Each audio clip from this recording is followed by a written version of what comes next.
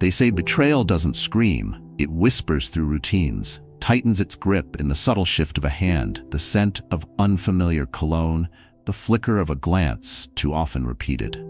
Tonight, Savannah Langford didn't need evidence. Her intuition was already bracing for impact. The crystal champagne flute trembled slightly in Savannah Langford's perfectly manicured hand. To anyone watching, it might have seemed like a minor tremor, nothing worth noting at the formal gala hosted by Langford Group's quarterly investor summit. But Savannah knew her own body too well. Something was off. Her husband, Preston's, hand rested at the small of her back as they greeted Los Angeles financial elite. But the pressure felt different tonight. Distracted, performative. His eyes, usually locked on whoever he was charming, kept drifting to his phone, checking it with increasing frequency. "Darling," Preston murmured, his breath warm against her ear, his cologne, noticeably not his usual creed, lingering in her nostrils. "Councilman Reyes wants to discuss the new urban renewal partnership," he added as he pulled away. "Keep the Hawthorns entertained, will you? They're considering tripling their equity stake." Savannah's smile never faltered. "Of course," she replied, as Preston disappeared into the swirl of tuxedos and floor-length gowns. She glided toward the Hawthorns with practiced ease, her sapphire blue Ellie Saab gown, its hue selected to reflect the Langford Group's branding, whispering over the marble floors of the Getty Center's rotunda, reserved exclusively for the evening.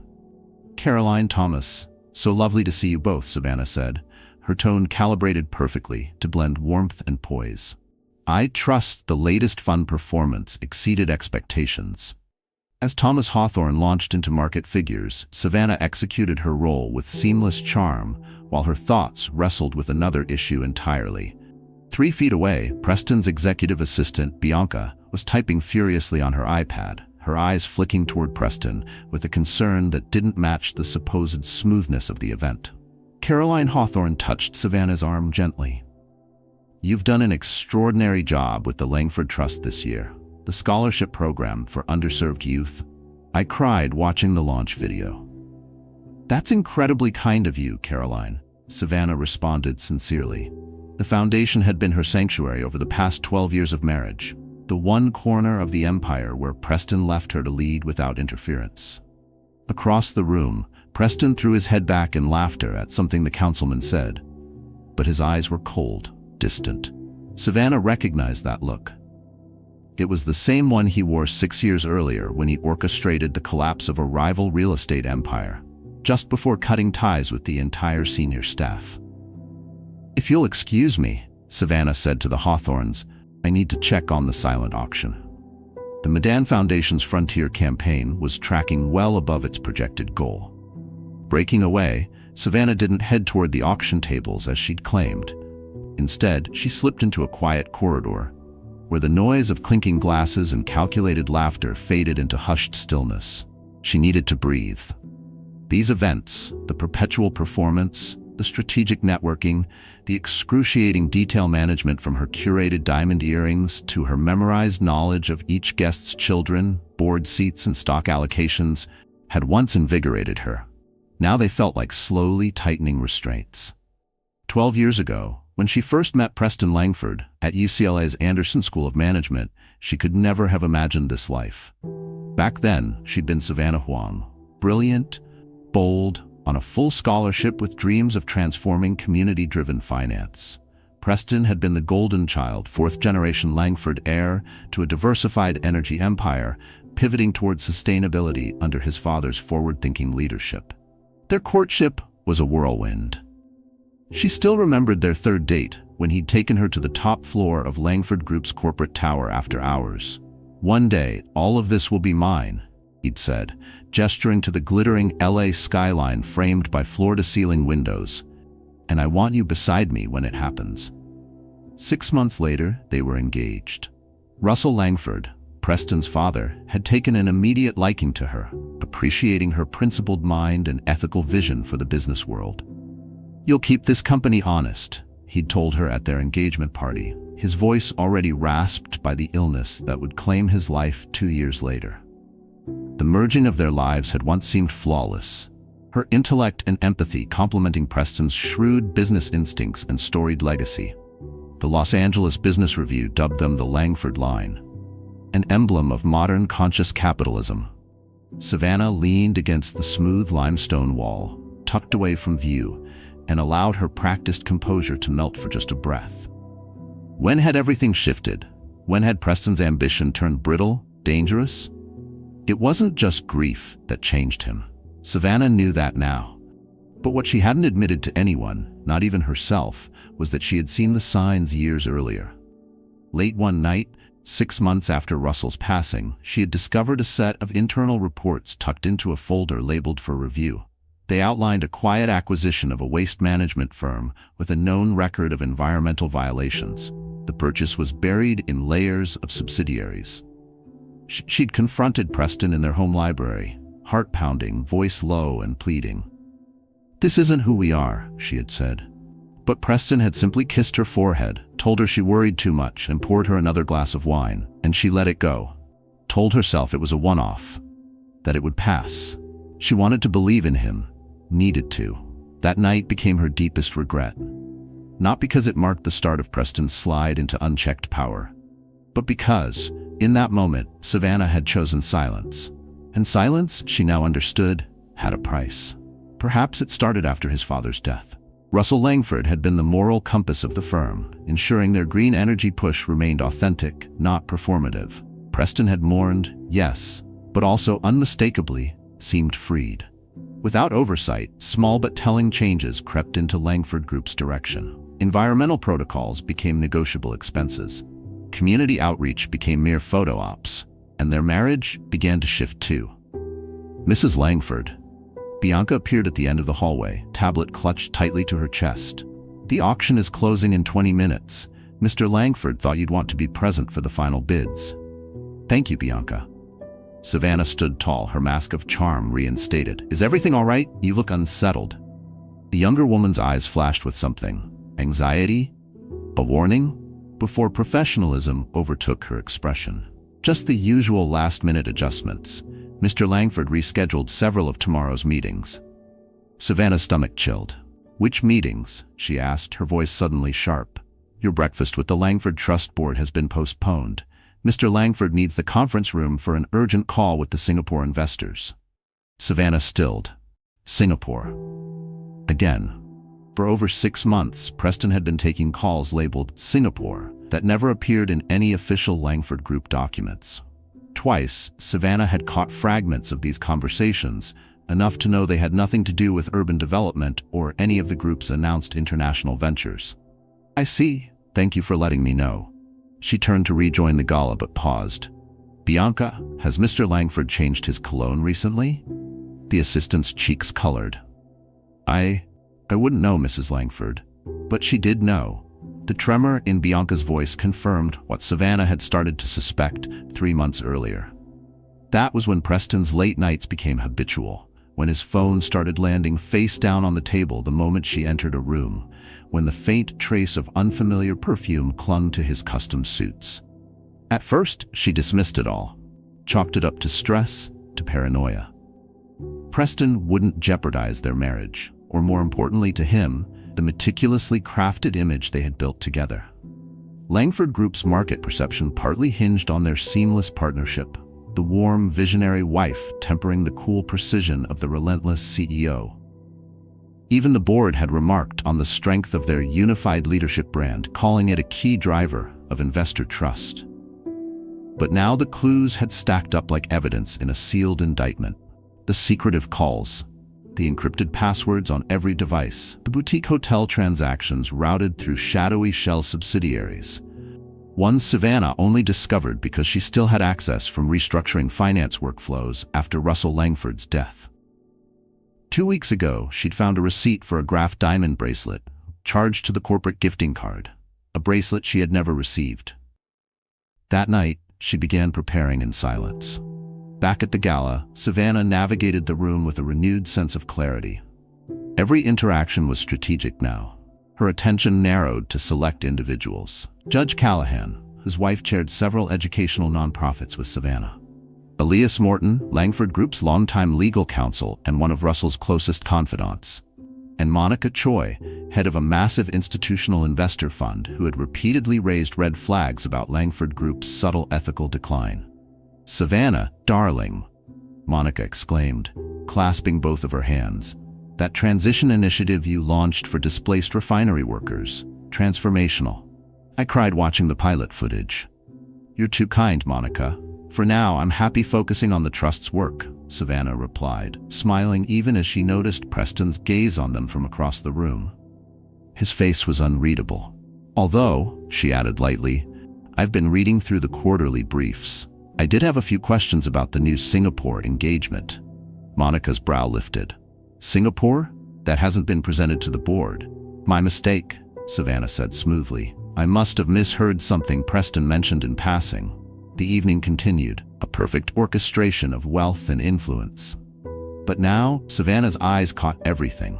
The subtle glances, the hushed whispers, the way certain directors hovered around Preston with muted concern.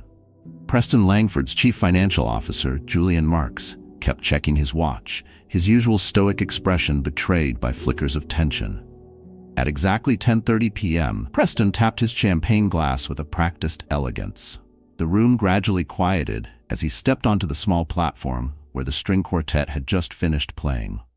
"Thank you all for joining us this evening," his voice rang out with crisp authority.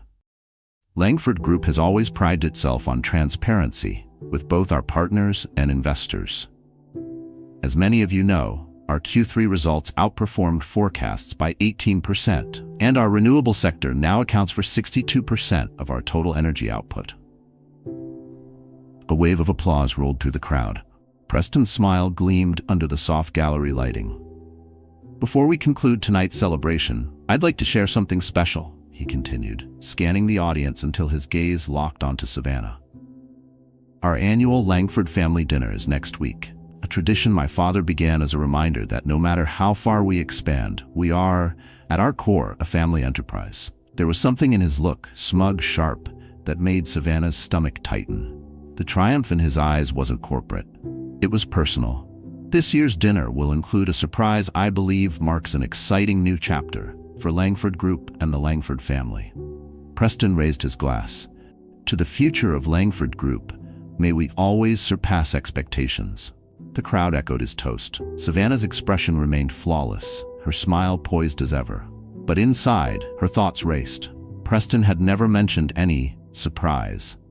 Even more unsettling was the silent exchange between him and Julian Marks, a look heavy with something between dread and excitement. When Preston returned to her side, his hand once again slid to the small of her back. He bent toward her ear, his voice low, his tone laced with mock cheer. "I do hope you're not too attached to your seat at the head of the table, darling. It's time for some new blood in the Langford family, don't you think?" Savannah felt the floor shift beneath her heels. For the first time in over a decade, Preston had completely misread her. He assumed her deepest fear was losing her place, her image, her influence. But what he had never understood was that her purpose wasn't power for power's sake. It was to ensure that Langford Group lived up to its mission of real, meaningful impact. "New blood sounds invigorating," she replied coolly, locking eyes with him. "I look forward to seeing exactly what you have in store." Preston's smile flickered, just briefly. Perhaps he sensed something unexpected in her composure. But before he could say more, guests closed in, offering their congratulations on another successful gala. As the last investor exited, Savannah stood beside her husband, playing the part of the perfect partner, just as they always had. But inside, a quiet resolve crystallized.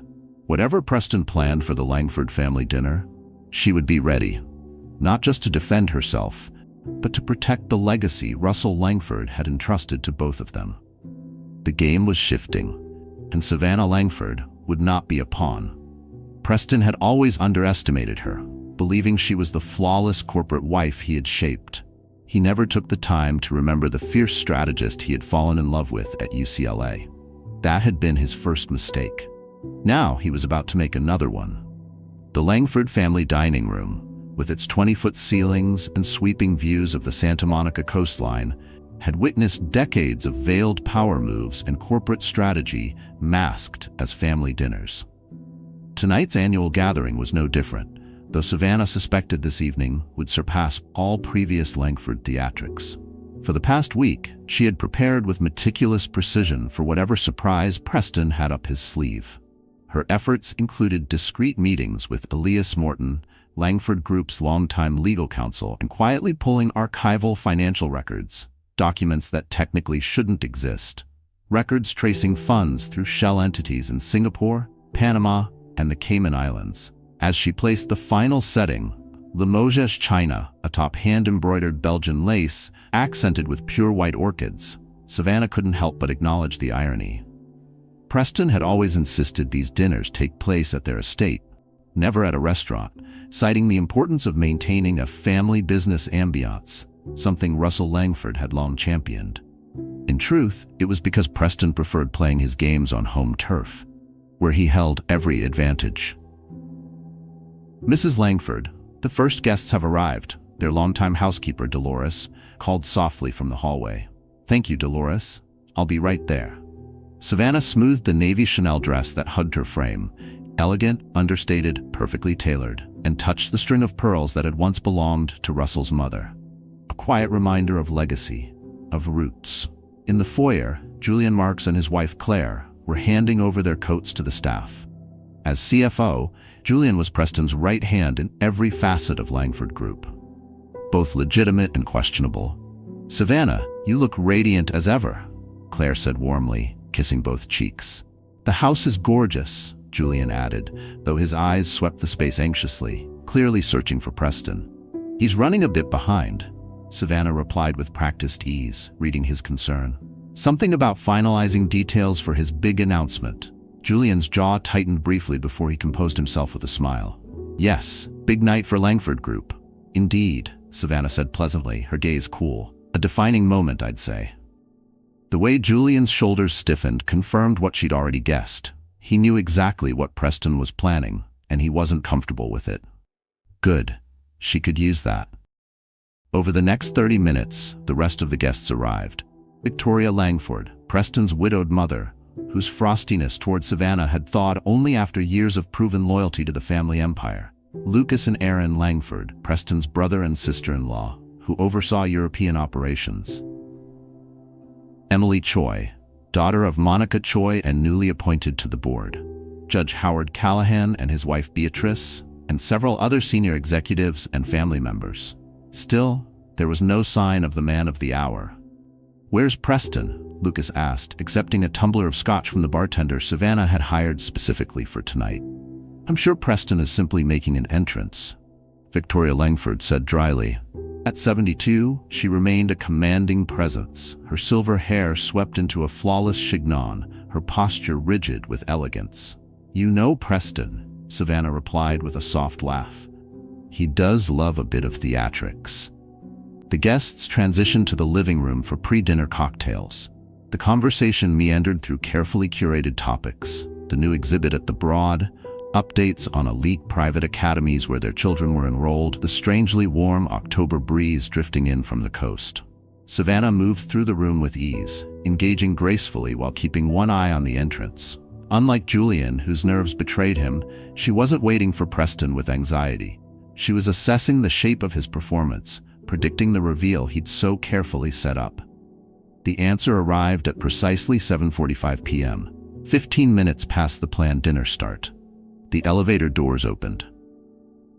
Preston Langford stepped out, dressed in a perfectly tailored Tom Ford suit.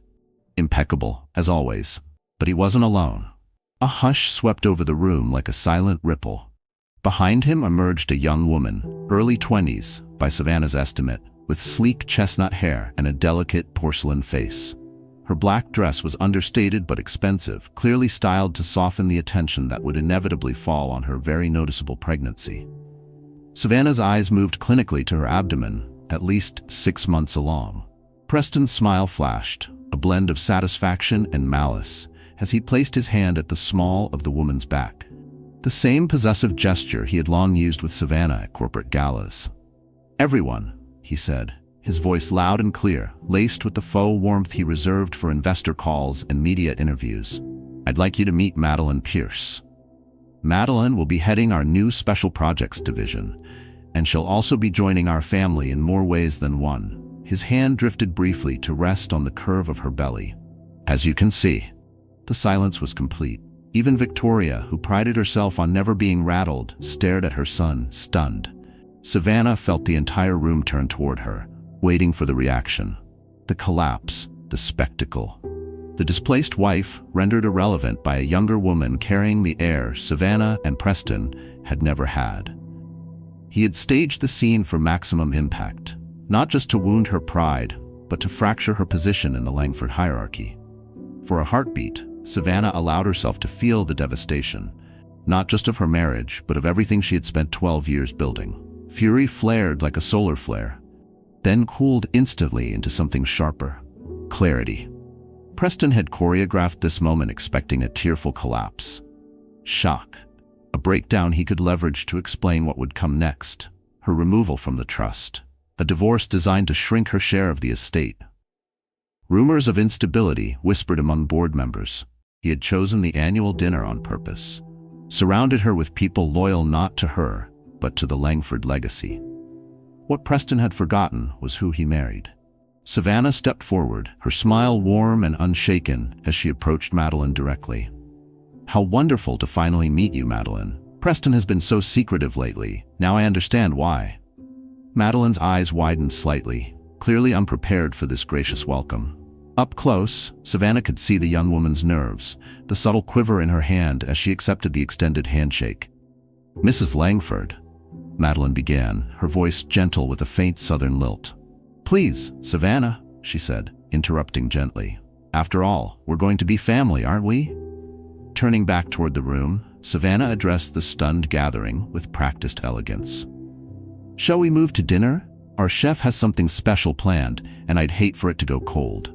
Preston's expression flickered, part confusion, part irritation, as Savannah gently guided Madeline toward the dining room, her hand lightly on the young woman's arm. This clearly was not how he had envisioned the scene. You're not upset? Madeline whispered, barely audible. We'll have time to talk, Savannah replied softly, her voice calm. But right now, you look like you could use a good chair, and perhaps some water instead of wine. As they entered the dining room, Savannah made a swift decision. Madeline, why don't you sit here, next to me? This chair has the best support for your lower back, she said, gesturing to her own seat. It was the anchor seat, opposite Preston, the position of strength at the Langford table. Placing Madeline beside her instead of near Preston sent a silent but resounding message. Savannah was still in command of the room. Preston's jaw tightened slightly as he took in the new seating, but he said nothing. Objecting now would only make him look small. The guests entered slowly, taking their places in near silence. The tension was so thick it seemed to warp the air. Well, this is certainly a surprise, Victoria Langford said at last, her voice colder than steel. Preston, perhaps you'd like to explain how long this arrangement has been in place. Preston rallied his composure and smiled. Madeline and I have been collaborating on some new initiatives for nearly a year. From that work, a personal connection developed naturally. He raised his glass, tone smooth. Sometimes the most meaningful partnerships come from the most unexpected places. How interesting, Savannah said lightly. I wasn't aware we had a special projects division. Which department does it report through? Julian Marks, mid-sip of wine, nearly choked. It's, a direct report to the CEO's office. Still in development. Fascinating, Emily Choi interjected, her eyes sharp. As a member of the board, I'm curious why this division hasn't been outlined in any of our org briefings. Preston's smile tightened. It's been handled discreetly due to the sensitive nature of the work. I'll be presenting a full overview at the next board meeting. We look forward to it, Emily said smoothly, her gaze flicking briefly to Savannah, who returned it without missing a beat. As dinner moved steadily through its courses, the initial shock settled into a delicate ballet of pointed questions and graceful evasions. Preston, recovering from Savannah's composed response, began detailing Madeline's credentials. A Wharton MBA, experience at a boutique consulting firm, specialized knowledge in emerging markets. Madeline herself remained mostly quiet, responding when directly addressed with a soft-spoken intelligence that suggested she was, indeed, qualified for an executive role. Still, Savannah noticed the way her eyes frequently flicked between her and Preston, like she was trying to read the silent power struggle spanning the length of the hand-woven cushion rug. "And how are you finding Los Angeles, Madeline?" Savannah asked during a lull in the conversation. Preston mentioned a southern accent. "Georgia, perhaps?" "South Carolina," Madeline corrected gently, surprise flickering across her face. "Charleston. And LA is overwhelming sometimes, but exciting." "I remember feeling the same way when I arrived for business school," Savannah replied with a warm smile. "If you ever need a local guide to the quieter side of the city, I'd be happy to show you around. There are some lovely prenatal yoga studios in Silver Lake that a few of my friends swore by." This open acknowledgement of the pregnancy, offered with warmth rather than confrontation, rippled across the table. Preston's expression darkened, his grip tightening slightly around his water glass. "That's very kind," Madeline murmured, visibly uneasy. "When is the baby due?" Victoria asked without preamble. "January," Madeline replied, instinctively placing a hand on her stomach. "A New Year's baby," Savannah noted. "How fitting for fresh starts." The conversation turned to safer ground for a while. During the main course, the room buzzed with small talk, but the tension never left. Lucas Langford cast concerned glances toward Savannah, while Aaron gently engaged Madeline with questions about pregnancy symptoms and nursery themes. Judge Callahan and Julian Marks flanked Preston in a tight huddle, their conversation low and guarded, broken only by the occasional watchful glance across the table.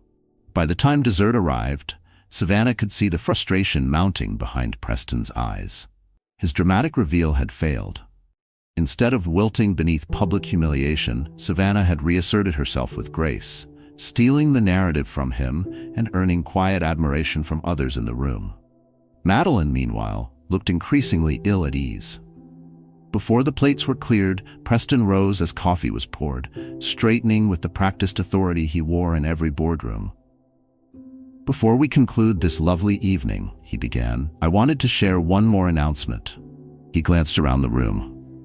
"With the upcoming changes to our family, Savannah and I have been discussing what her role will look like moving forward. We've agreed that it would be best for her to scale back on her responsibilities at Langford Group to focus more on her personal interests." There it was, the second act of his plan, using Madeline and the child as justification to push Savannah out of the company she had helped steward for over a decade. "How thoughtful of you, Preston," Savannah replied, gently placing her coffee cup back onto its saucer with a soft clink. "Although, I don't seem to recall that conversation." A flicker of something dangerous passed through Preston's eyes. "Well, perhaps not in those exact words, darling, but we've often discussed how stretched thin you've been, juggling the trust, the board." "Commitments, actually," Savannah said, rising gracefully and lifting her water glass. "I've been reflecting quite a bit on my role at Langford Group lately." The room stilled, all eyes turning to her. This, Preston thought, was the moment, the collapse, the concession, the admission of defeat. But instead, Savannah smiled, calm, composed. Her gaze moved slowly across the table, meeting each guest's eyes. "I'd like to propose a toast to Langford Group and to the legacy Russell Langford created. A legacy rooted in innovation, in integrity, and in impact." A few murmurs of agreement rippled through the room. Glasses were raised. Preston's remained still.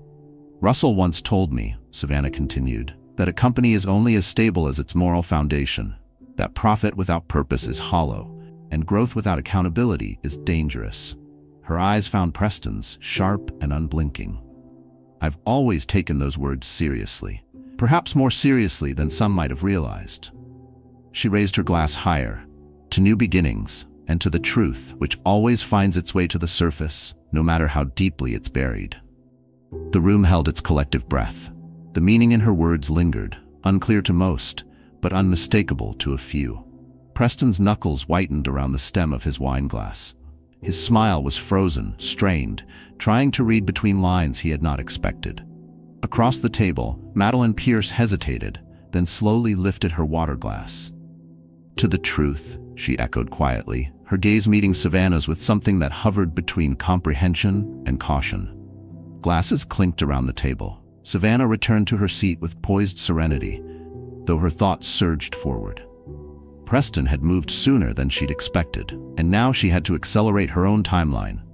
Now, she said brightly, the earlier tension seemingly vanished. Who would like coffee? And Madeline, I've got the perfect herbal tea for you, soothing and caffeine-free. The battle lines had been drawn.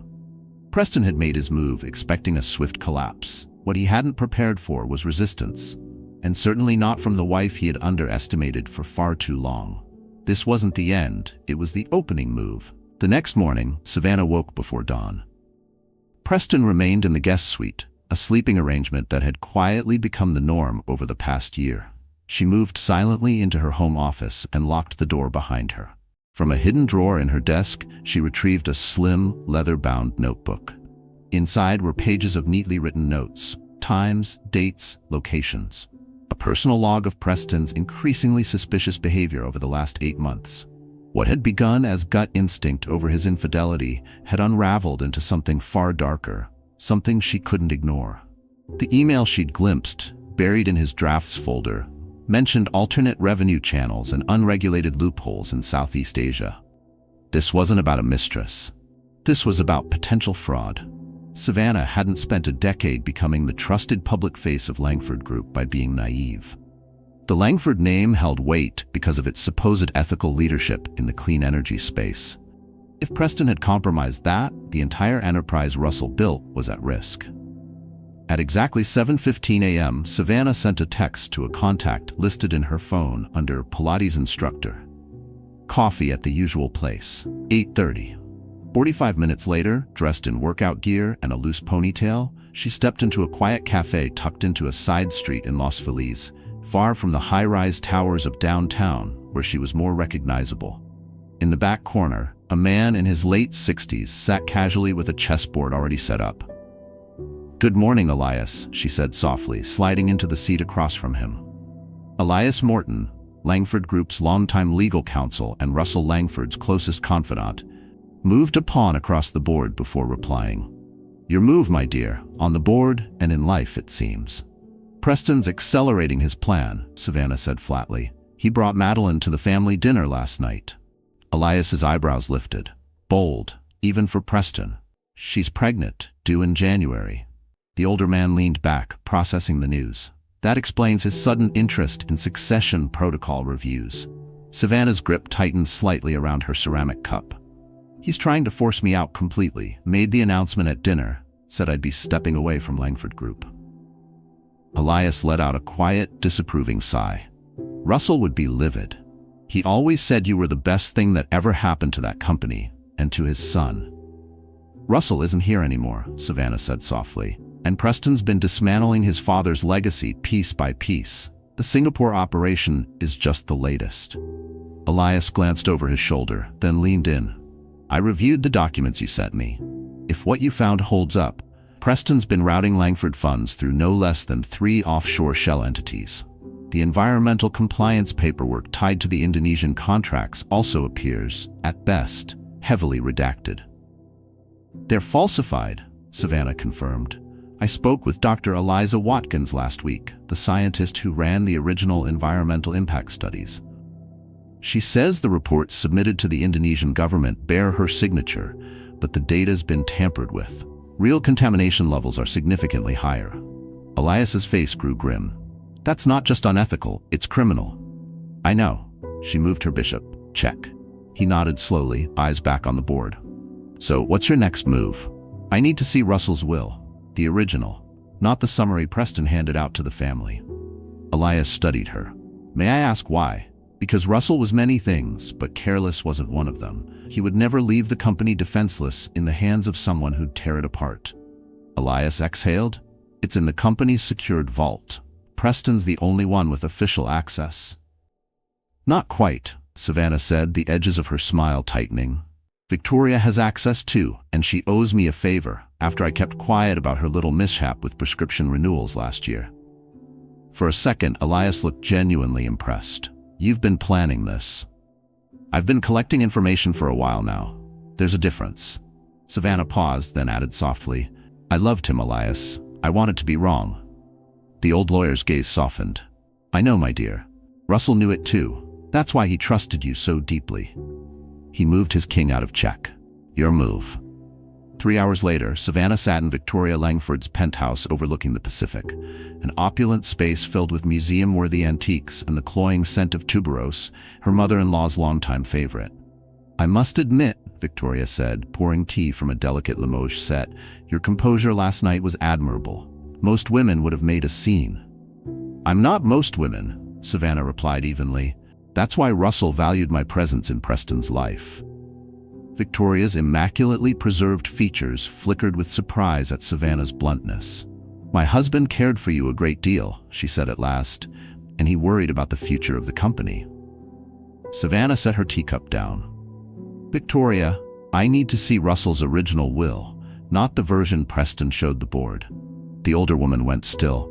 What makes you think there's a difference? Because I knew your husband, and because Preston has been rerouting Langford Group assets into ventures Russell would never have supported.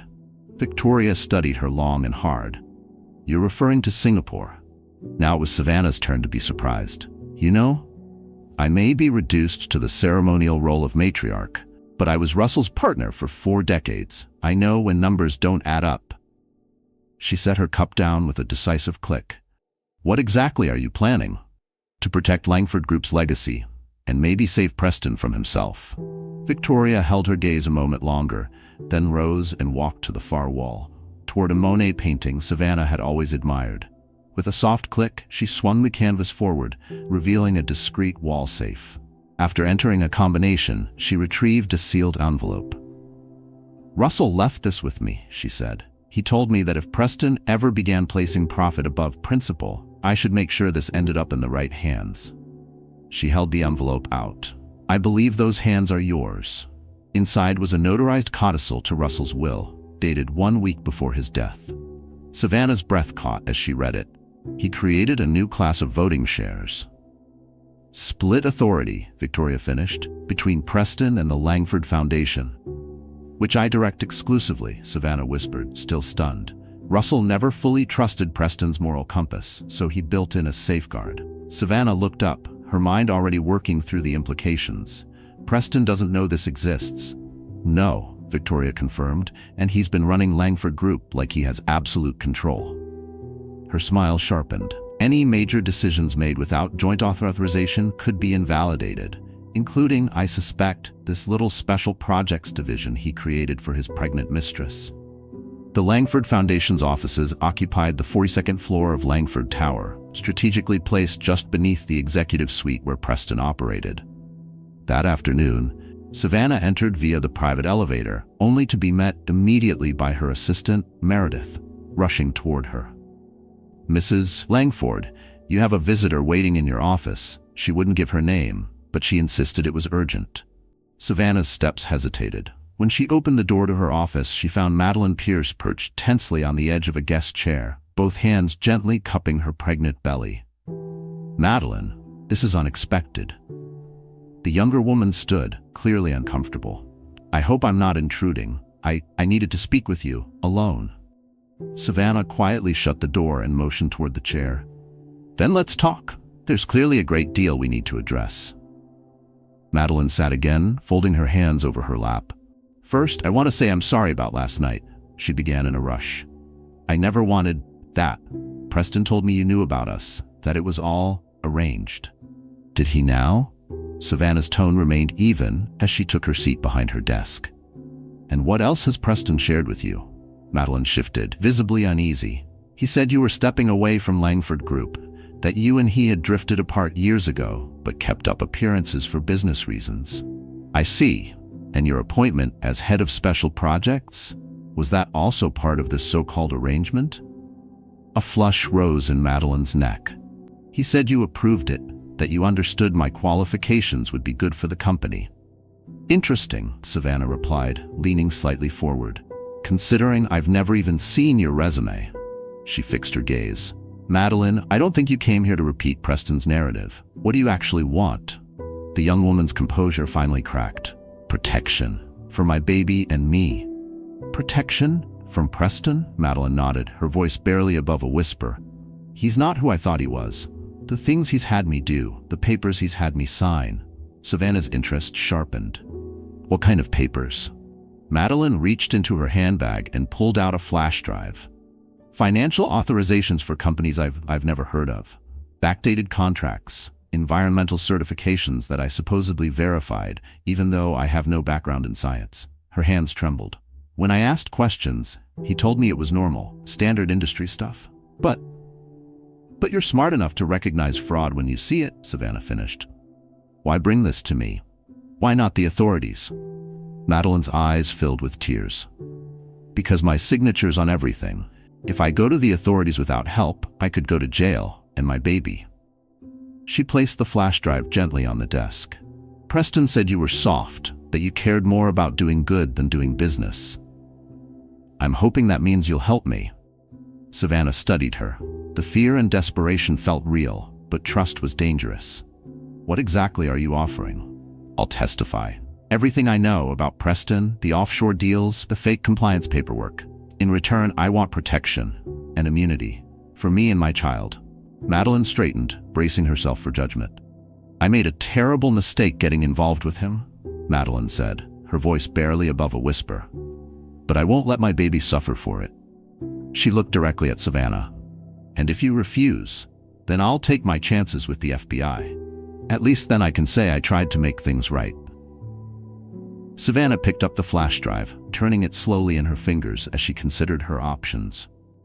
Her fingers trembled slightly, the weight of years of betrayal and calculated distance now condensed into a single sliver of plastic. What Madeline was offering wasn't just information. It was a fracture in the illusion Preston had built, and an opportunity to finally shatter it. But Savannah had learned not to trust anything too quickly. Not when the stakes were everything. Madeline could be sincere, or this could be a trap orchestrated by Preston to catch her investigating him. Carefully, she replied, I'll need time to verify what's on this drive, and I'll need your full cooperation. Madeline nodded quickly. Anything, whatever you need. Start, Savannah said, by telling me everything you know about Singapore. By late afternoon, Preston began to sense something was off. His calls to Madeline were going straight to voicemail. The initial paperwork he had submitted to remove Savannah from the Langford Foundation board remained unsigned. And most troubling of all, Emily Choi had just requested an urgent meeting to discuss governance concerns before next week's board session. When his private elevator opened into his penthouse office suite, he was startled to find Lucas already inside, waiting for him. Little early for a family drop-in, isn't it? Preston said, tossing his jacket onto a chair. Lucas didn't return the smile. What the hell are you doing, Preston? You'll need to be more specific. Madeline Pierce, the pregnancy, ambushing your wife at the family dinner, Lucas counted off on his fingers. And now I'm hearing you're trying to force Savannah out of the foundation. Have you lost your mind? Preston poured himself a scotch. My personal life is my business. As for the foundation, Savannah's efforts are better applied elsewhere now that we're restructuring. Restructuring without board approval? Lucas folded his arms. Dad would be ashamed. Dad is gone, Preston snapped, and I'm running this company now. We can't keep bleeding money on pet projects that don't drive profit. The foundation isn't a pet project. It's central to our public mission, and Savannah's work has opened doors we couldn't access otherwise. Preston waved a dismissive hand. Doors with low returns and high regulatory red tape? The real opportunity is in Singapore and Indonesia. Now Lucas frowned. Those operations aren't even in the quarterly updates. They're still in development. You'll be briefed when it's necessary. Like Savannah will be briefed on her own termination? Lucas shook his head. You're making a huge mistake. She's not just your wife. She's respected in the industry. The board trusts her. Investors trust her. They trust the Langford name, Preston corrected, his tone cold. And that legacy will continue through my child. With Madeline, not through a woman who couldn't even perform her most basic role, providing an heir. The slam of the office door was the only warning before a voice cut across the room like a blade. Is that what this is about? Savannah stood in the doorway, composed, but her eyes flared with fury. My failure to give you a Langford heir? Both men turned as she stepped into the room. Preston tried to recover his stance, but it was already too late. We were just discussing foundation matters. No, Savannah said coolly. You were discussing my removal and my apparent reproductive inadequacies. She stepped fully into the room and nodded toward Lucas. Would you give us a moment? My husband and I need to speak, privately. Lucas hesitated, clearly uncomfortable. Are you sure? Quite, Savannah replied. This won't take long. After Lucas exited reluctantly, Preston leaned back against his desk with manufactured ease. Come to accept the inevitable, darling? On the contrary, Savannah said, walking forward. I've come to give you one chance to salvage what's left of your father's legacy, and possibly your freedom. Preston's smile faltered. What are you talking about? Singapore, Indonesia, the doctored environmental reports, the offshore accounts. She placed a thick folder on his desk. Shall I continue? For a moment, genuine shock flickered across Preston's face before it hardened into denial. You've been spying on me. No, Savannah said evenly. I've been protecting Langford Group from its most dangerous threat, you. Her voice remained even, but her pulse pounded beneath the surface. This wasn't just a confrontation, it was a reckoning. The culmination of sleepless nights, buried heartbreak, and the slow unraveling of trust that had once defined their marriage. She opened the folder. Inside were printed records, 3 shell companies in Singapore, payments masked as consulting fees to Indonesian officials, falsified environmental data concealing toxic contamination that would have triggered mandatory shutdowns. Preston's eyes darted to the pages, then back to her. You don't know what you're talking about. Don't I? Savannah said. Madeline gave me quite the detailed account earlier today. That clearly rattled him. She came to you? With a conscience, it seems. Something you've long since abandoned. She saw the flicker in his eyes, a mix of fear and disbelief, and for a fleeting second she grieved. Not for the man in front of her, but for the man she once thought he could be. Savannah closed the folder. Your father feared this might happen, that you might one day place ambition over ethics. That's why he added a codicil to his will. Preston went pale. You're lying. The codicil's been in your mother's possession for years, she said. It grants dual control of Langford Group, split between you and the Foundation. She smiled faintly. Which I control, including decisions about personnel, including hastily invented divisions for pregnant mistresses. Preston lunged, grabbing her arm. Where is it? What did you do? Savannah stared at his hand until he let go. It's safe. So is Madeline. So is every piece of evidence. You wouldn't dare expose this, he hissed. It would destroy Langford Group.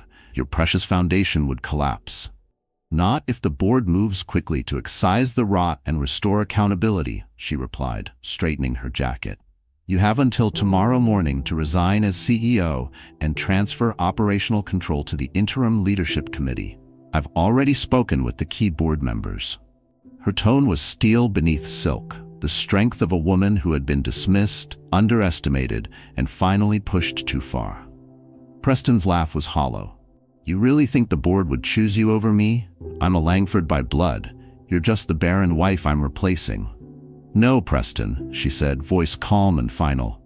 I'm the woman your father trusted to protect the company's soul. She walked toward the door, then paused. Oh, and you should know. Madeline has agreed to testify, Savannah said calmly, in exchange for immunity. She reached for the office door. The only real question now is whether you'll face civil penalties or criminal charges. Preston's voice called out behind her, the edge of desperation creeping in. What do you want, Savannah? Money? A permanent seat at the Foundation? Name it. Name your price. She paused, then turned. Her expression was almost gentle, almost pitying.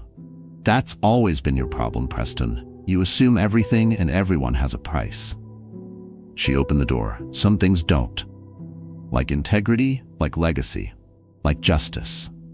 And then she was gone, closing the door behind her with a quiet finality. In her hand was the flash drive that held everything she needed. Wire transfers, doctored reports, and Madeline's sworn statement outlining Preston's direct instructions for facilitating fraud across multiple international jurisdictions. The Langford empire was about to face its most profound reckoning since Russell's death. And this time, it would be steered by the values its founder intended, whether or not his son remained part of it. The next morning, Savannah's private line rang at 5:17 a.m. Elias Morton's voice was tight. They're moving against you. Preston's called an emergency executive committee meeting for 7. Savannah sat upright in bed, fully alert. On what grounds? Mental health, Elias said grimly. He's claiming you're unstable, paranoid, suffering emotional distress over his new relationship, making wild accusations. Savannah let out a short breath of bitter amusement. Let me guess, he has a psychiatric report to back it up? From Dr. Philip Morrow, Elias confirmed. Backdated to suggest you've been under discreet evaluation for months. Philip Morrow, she repeated. The same doctor who magically cleared Russell to sign over company rights while sedated on end-of-life medication. Preston's recycling tactics, Elias said. Same playbook, different target. Who's attending this meeting? Inner circle only, Julian Marks, Lucas, Victoria, and 3 board members loyal to Preston. Savannah moved to her closet, phone tucked between her shoulder and cheek. What about Emily Choi? Judge Callahan? Not invited. He's cherry-picking the audience. As expected, she pulled out a charcoal Armani suit, battle armor for what lay ahead. Are you still at the office? She asked. Yes, I've been digging into the documents all night. Savannah, it's worse than we thought. How bad? The Singapore deal. It's not just tax fraud. They're laundering money for a Southeast Asian mining consortium with ties to organized crime. Savannah's hand froze on a silk blouse. Are you sure? The paper trail is clear. If this goes public, we're talking felony charges, international law enforcement. It could implode the entire company. Savannah closed her eyes for a moment, steadying herself. Then we need to move faster than planned. Meet me at Madeline's hotel? Yes, she said. The Carlisle. 30 minutes. I'll be there. As she dressed, Savannah's mind moved quickly through every contingency. Preston wouldn't stop with trying to discredit her. That was just the start. Once he removed her from power, he'd isolate her, cut her off from documents, from allies, and then would come the endgame. Institutionalization, perhaps, or fabricated charges, or worse. On Savannah's side, Russell Langford's codicil remained her strongest line of defense. But it wasn't bulletproof. For it to be enforceable, the board had to acknowledge it. If Preston managed to convince enough directors that she was mentally unstable, the codicil could be contested or even ignored until a prolonged legal battle resolved its legitimacy. Time wasn't her ally. Madeline Pierce opened the door to her hotel suite wearing silk pajamas, her hair tousled from sleep, but her expression wide-eyed and alert with fear. He knows, doesn't he? She asked the moment Savannah and Elias entered. Preston called me 6 times last night. He left voicemails. He knows we met. He suspects, Savannah said, setting her briefcase on the small dining table. But he doesn't know what evidence you've handed over. We need to move you, somewhere safer. Madeline instinctively placed a hand over her stomach. He said he'd make sure I never saw my baby if I betrayed him. That's not going to happen, Savannah said firmly. Elias? The lawyer pulled out his phone. I have a property in Connecticut, completely off the books. It's held by a shell entity I created years ago for a client during a high-profile divorce. Preston would never be able to trace it to me. Will that be enough? Madeline asked, her voice quivering. You don't know how far he'll go. Savannah looked at her, really looked, and saw the depth of fear etched in her face. The bruising beneath her eyes, the defensive curl of her posture, it all spoke volumes. This wasn't just anxiety. It was a woman clinging to survival, fraying at the seams but still holding it together for the life she carried. You're right, she said quietly. I probably don't. So why don't you tell me? Madeline sank down on the edge of the bed, her hands folded over her lap. I thought he was just ruthless, that he cut corners to drive profit. It didn't seem that terrible at first. People do it all the time, right? She gave a bitter laugh. Then I saw what happened to people who questioned him. David Mercer, his former VP of operations, raised red flags about the Indonesia project. Preston didn't just fire him. He fabricated financial misconduct charges. Now David can't get hired anywhere in the industry. Her voice wavered, and Savannah saw the weight of guilt pressing down on her, a guilt too heavy for someone who had been manipulated so completely. Elias's face tightened. Russell would never have tolerated that.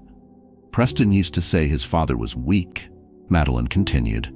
That Langford group could have been 10 times bigger if Russell hadn't been so obsessed with doing the right thing. Her eyes lifted to Savannah's. He talked about you too. I'm sure he did, Savannah murmured. He said you were useful as the company's public face, the moral compass, the soft side that made investors feel safe. But behind closed doors, you were a barrier, a roadblock. Savannah's smile was thin. Translation: I wouldn't play along when he started stripping away every safeguard Russell put in place. There's more, Madeline whispered, her voice dropping. He has a plan to erase you completely, Madeline said, her voice tight. Not just from the company, but from his life. Divorce? Savannah asked. Madeline hesitated, visibly disturbed. I don't think it's just divorce he's planning. A heavy silence filled the room as the implications sank in. Elias cleared his throat. All the more reason to act now. Madeline, pack only what's essential. My driver will take you to Connecticut. While we deal with Preston, Savannah added. As Madeline began gathering her belongings, Savannah sat at the small hotel desk, flipping through their compiled documents. Her eyes stopped at a specific line in a spreadsheet. $12 million in transfers from Langford Group subsidiaries to a firm named Azure Horizon Limited. Elias? What do we know about Azure Horizon? He glanced up from his phone. Very little. It's registered in the Cayman Islands, incorporated about 8 months ago. Why?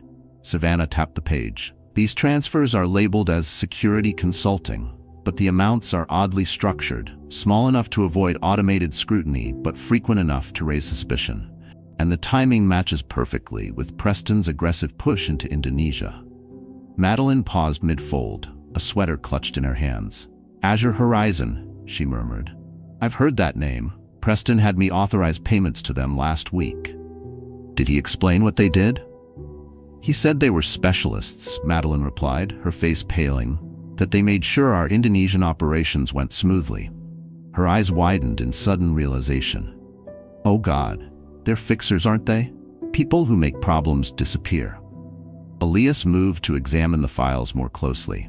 These payment patterns are consistent with how corporations discreetly fund private security firms that operate in the less transparent end of the spectrum, the kind that deals with regulatory or personnel issues permanently.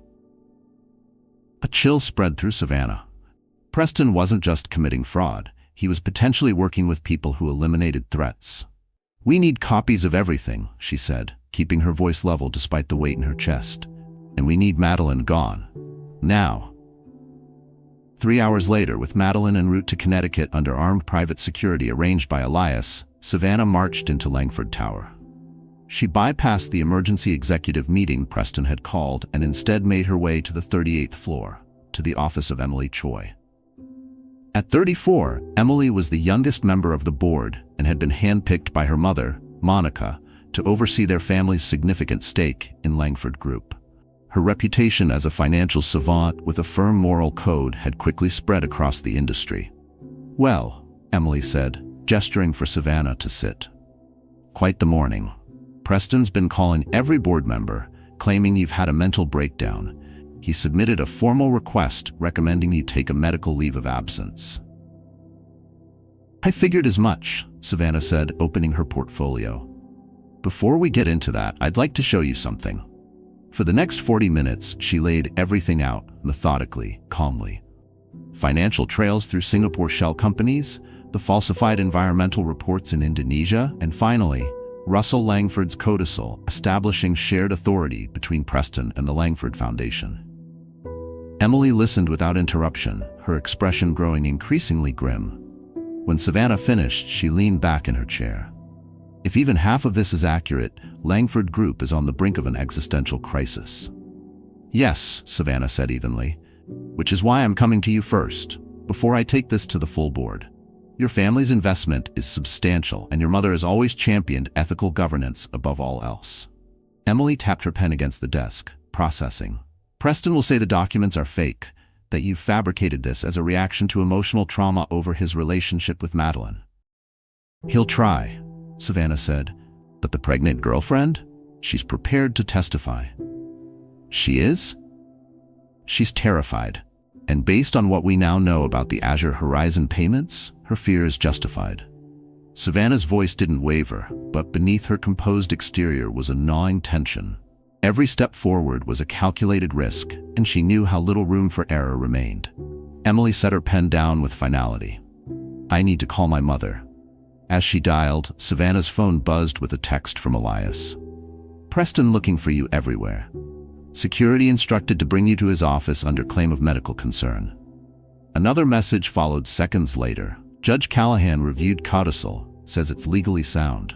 Preston filing emergency injunction, claiming you obtained it fraudulently." He was accelerating, weaponizing every tool at his disposal to shut her down before she could reach the full board. The text sent a shiver down her spine, not out of fear, but urgency. She could feel the trap tightening around her. There was no time for missteps. Not now. Emily finished her call and turned back to Savannah, her voice now sharp with conviction. "My mother agrees. We need to move, now." "The Troy family's support gives us momentum," Savannah said, "but we still need at least 7 votes to block Preston. Who else can we count on?" "Judge Callahan's with you," Emily said confidently. "Lucas might back you too, especially if Victoria does." "That's 4 with yours," Savannah said. "Preston already controls 3.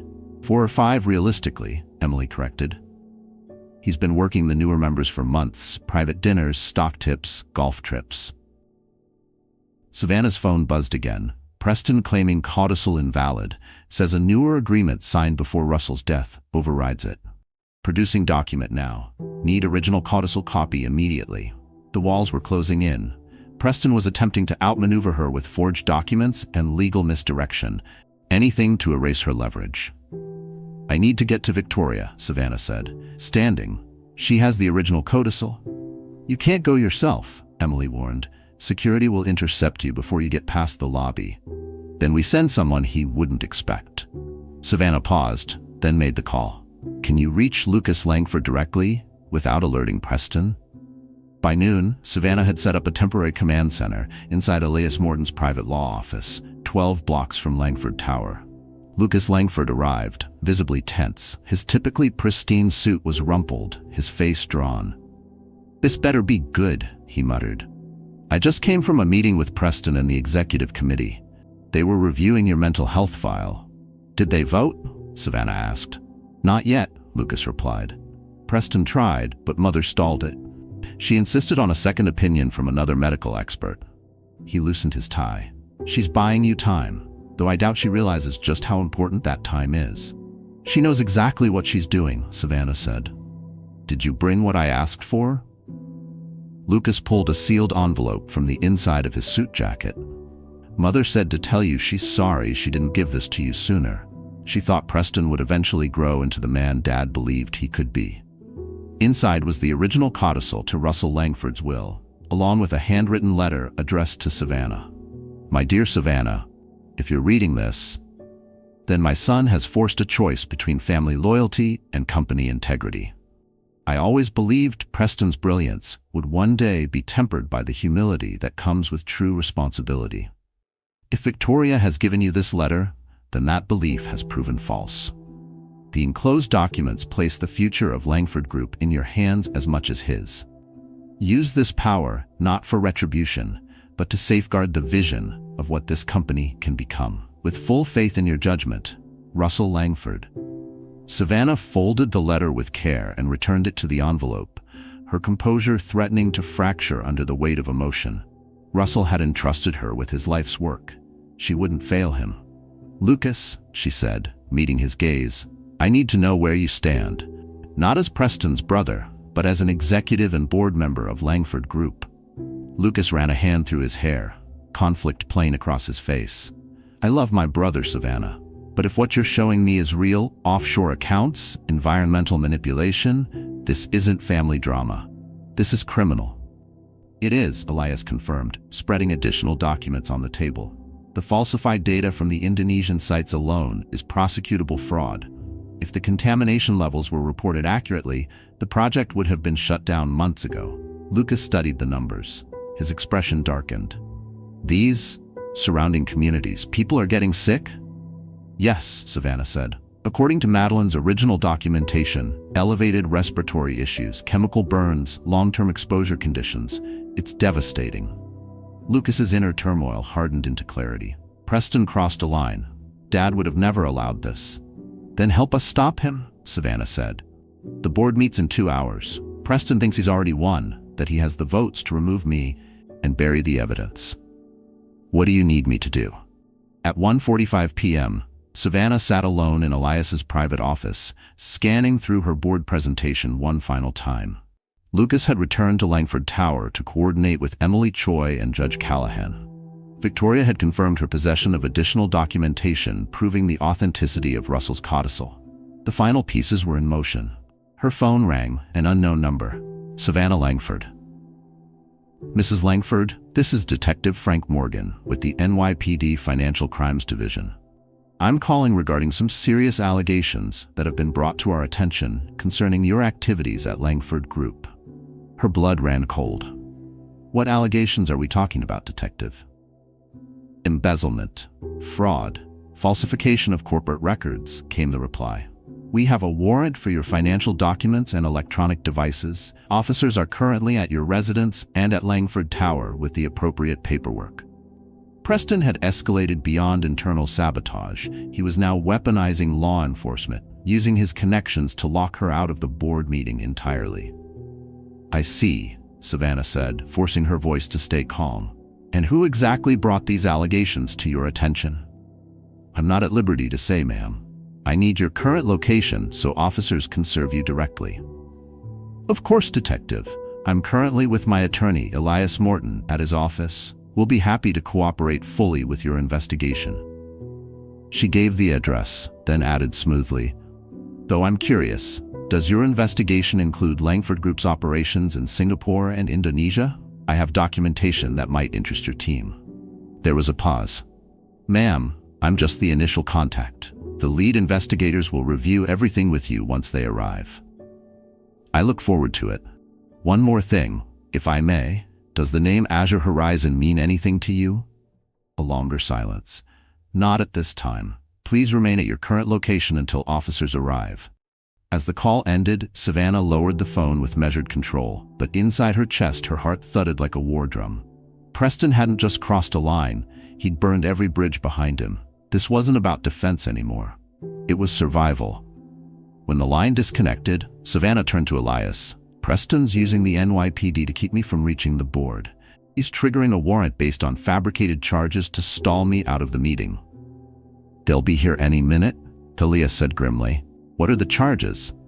The same ones he's planning to cite to the board. He wants to paint a picture. If the police are investigating, there must be something to it.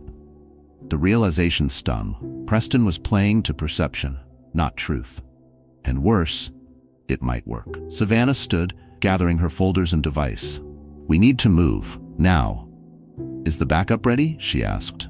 Elias nodded.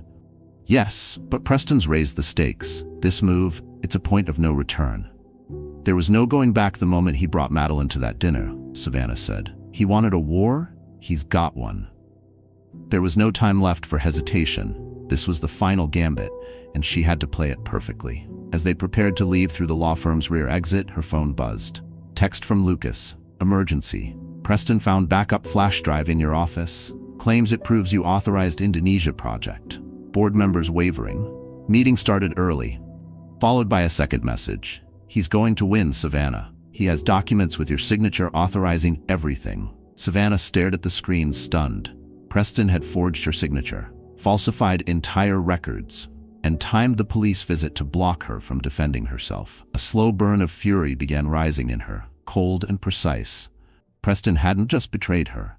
He had framed her. And now he was racing to finish the job. Elias, she said, her voice cool and precise. Preston just presented fraudulent documents, allegedly signed by me, authorizing the Indonesian operations. The older lawyer's expression darkened. If those signatures are fake, he's added forgery to the list. That's another criminal offense. We can prove this. Good, Savannah said, standing straighter. Call Judge Callahan. Tell him to halt any vote now. Until I arrive, Savannah said calmly. And Elias, tell Judge Callahan to record everything Preston says. Every word. As police sirens howled in the distance, growing louder near the law offices, Savannah made her decision. Preston thought he had checkmated her. He thought the warrant, the forged evidence, and the board maneuvering would end it. But he had forgotten one critical fact. Savannah Langford never entered a battle she hadn't already calculated how to win. Even if it meant appearing to lose, temporarily. The Langford Group's boardroom occupied the entire 50th floor of Langford Tower, a monument to Russell Langford's belief that the biggest decisions required space above the noise of the world. Floor-to-ceiling windows framed the Manhattan skyline, though today storm clouds gathered beyond the glass, casting the room in an ominous gray. Preston Langford stood at the head of the polished mahogany table, his face set in an expression of solemn concern as he addressed the 12 board members and senior executives seated before him. "As painful as this is for me personally, we cannot overlook the evidence in front of us," he said, gesturing toward the thick packets being distributed. "For months now, I've observed troubling behavior from my wife. Erratic decisions, paranoia, emotional instability. I attributed it to the strain of our personal situation." Victoria Langford, seated to his right, remained expressionless, while Lucas shifted uncomfortably beside her. Emily Choi scanned the psychiatric evaluation with open skepticism. Preston continued, his tone laced with manufactured gravity. "But when the financial discrepancies emerged, I had to consider a more disturbing possibility. The documents are clear. Savannah has used her position at the Langford Foundation to authorize improper actions while masking liability through false documentation." Judge Callahan leaned forward, his voice firm. "These are serious accusations, Preston. Where is Savannah? Shouldn't she have a chance to defend herself?" "I've asked myself the same question," Preston replied, feigning concern. "She vanished this morning after I confronted her. My security team believes she's meeting with Elias Morton, likely to craft a counter-narrative." He paused for effect. "The NYPD Financial Crimes Division has been notified. They are actively searching for her now, with a warrant in hand." Julian Marks cleared his throat. "Given the circumstances, I move that we temporarily suspend Savannah Langford from all Langford Group operations, including the Foundation, pending a full investigation." Preston nodded, his gratitude calculated. "I take no pleasure in this," Preston said, "but for the company's protection."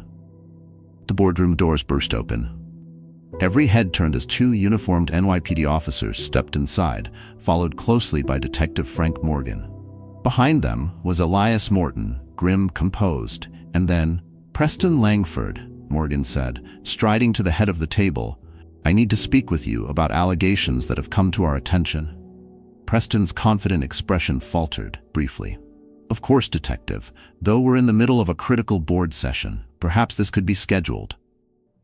"This won't wait," Morgan said firmly.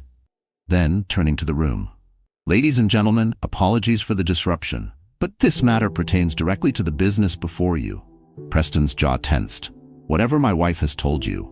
"Actually," came a cool voice from the doorway, "I haven't told the detective anything. Yet." Savannah Langford stepped into the boardroom, her steps measured, her navy suit perfectly tailored. She held a leather portfolio and was flanked by a man in a dark suit no one recognized. "Savannah," Preston said, recovering fast. "You've spared the detective the trouble of finding you, though I wish you'd chosen a less theatrical moment to turn yourself in." "I'm not turning myself in," she said, voice like steel.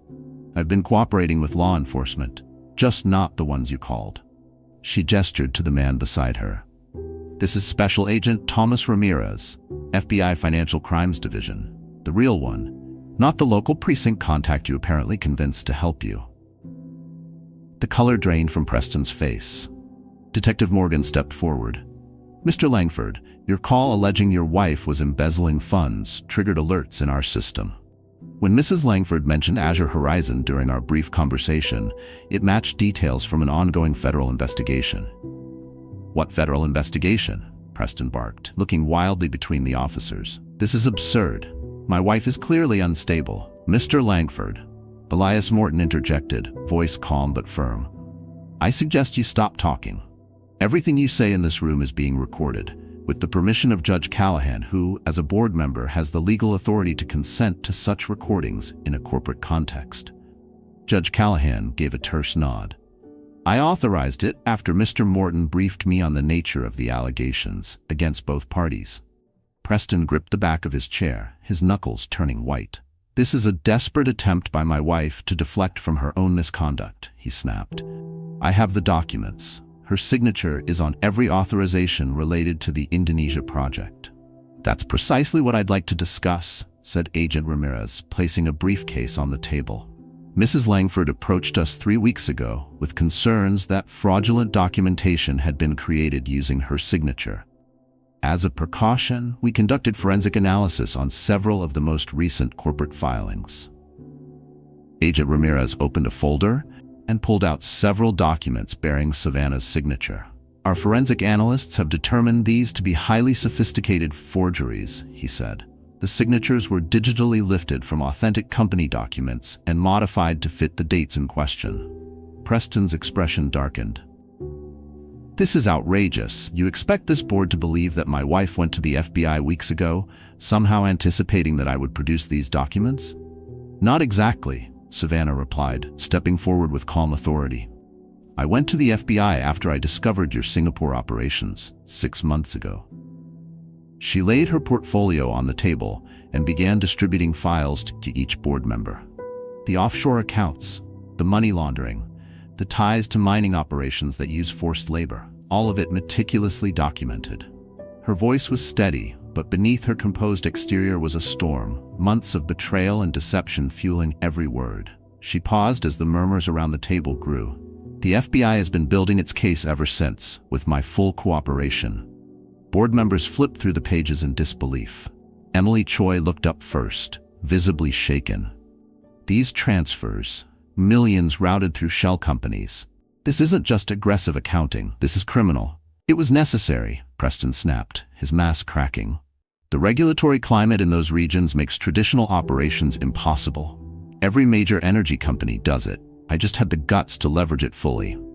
The room stiffened. A thick silence fell. What had once been whispers of concern now turned into stunned realization. He wasn't just guilty, he was unapologetic. Gasps swept the room at his blunt admission. Agent Ramirez raised an eyebrow and made a note. Savannah remained composed.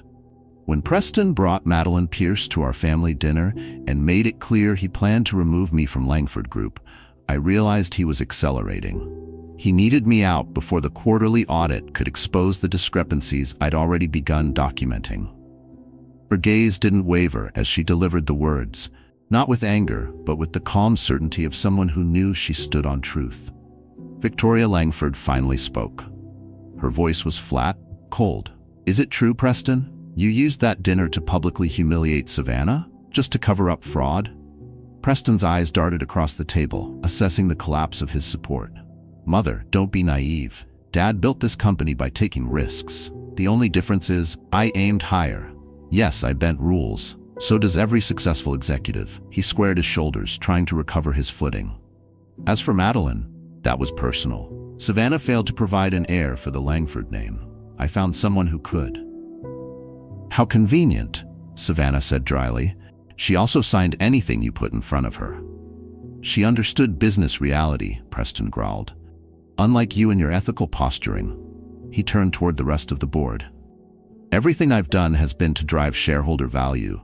The Singapore and Indonesia deals will double our profits in 2 years. At what cost? Lucas asked quietly. The environmental reports you falsified. People are sick, Preston. Children. Acceptable losses, Preston said with a shrug. It's an emerging market. They'll be compensated, eventually. The disgust in the room was palpable. Even board members who had once whispered support now recoiled in visible discomfort. Judge Callahan leaned back in his chair, his face twisted in disgust. Russell Langford would have never approved this. My father was weak, Preston's voice rose. He let sentimentality cap this company's potential. I've only corrected his mistakes. Savannah met Victoria's eyes across the table and received the faintest nod. Silent support, long overdue. Russell wasn't weak, Preston, Savannah said, her voice firm. He was principled, and far more strategic than you ever gave him credit for. She removed a sealed document from her portfolio and passed it to Judge Callahan. This is the original codicil to Russell Langford's will, she said. It's been held in safekeeping by Victoria Langford until now. It establishes a special class of voting shares split between the CEO and the Langford Foundation, creating dual authority over all major corporate decisions. Her voice was unwavering, but inside, her chest tightened with the gravity of what she was unleashing. This was Russell's final safeguard, his last silent vote of no confidence in his own son. As Judge Callahan reviewed the document, Preston's face twisted with fury. "This is a fake," he shouted. "My father gave me full control. I was there when he signed everything."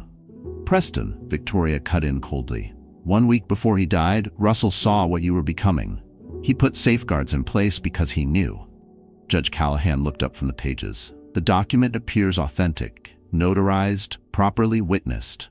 If this codicil is valid, and I believe it is, then Preston has been acting without proper authority since Russell's death."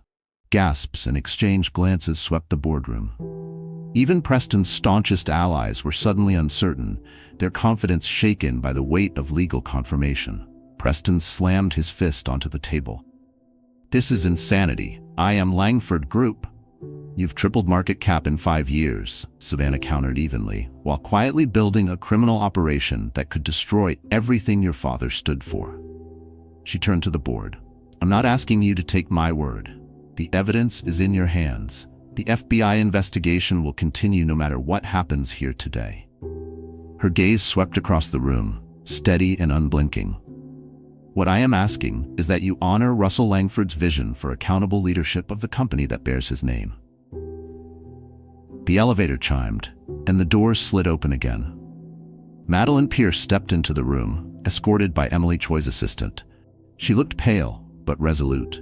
Preston's expression morphed from fury to quick calculation. "Madeline, sweetheart," he said smoothly, "I'm glad you're here. Savannah's been making some alarming accusations. The board needs to hear about her state of mind these past few months." Madeline held his gaze without flinching. "Actually, I'm here to confirm everything Savannah said." Her voice rang with quiet steel, slicing through the charged air like a blade. The entire boardroom seemed to hold its breath. Preston's voice dropped to a growl.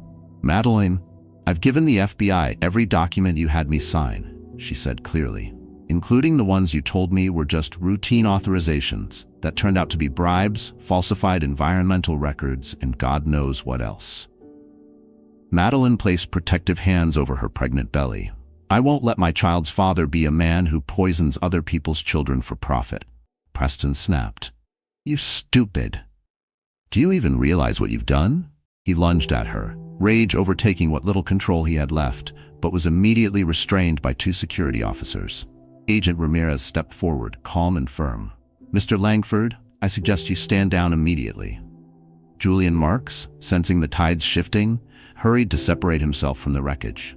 "I had no knowledge of these illegal operations," he said. Preston concealed the full extent of these activities from the financial team. "That's a lie," Preston shouted, struggling in the officer's grip. "Julian authorized every transfer. He built the shell company system.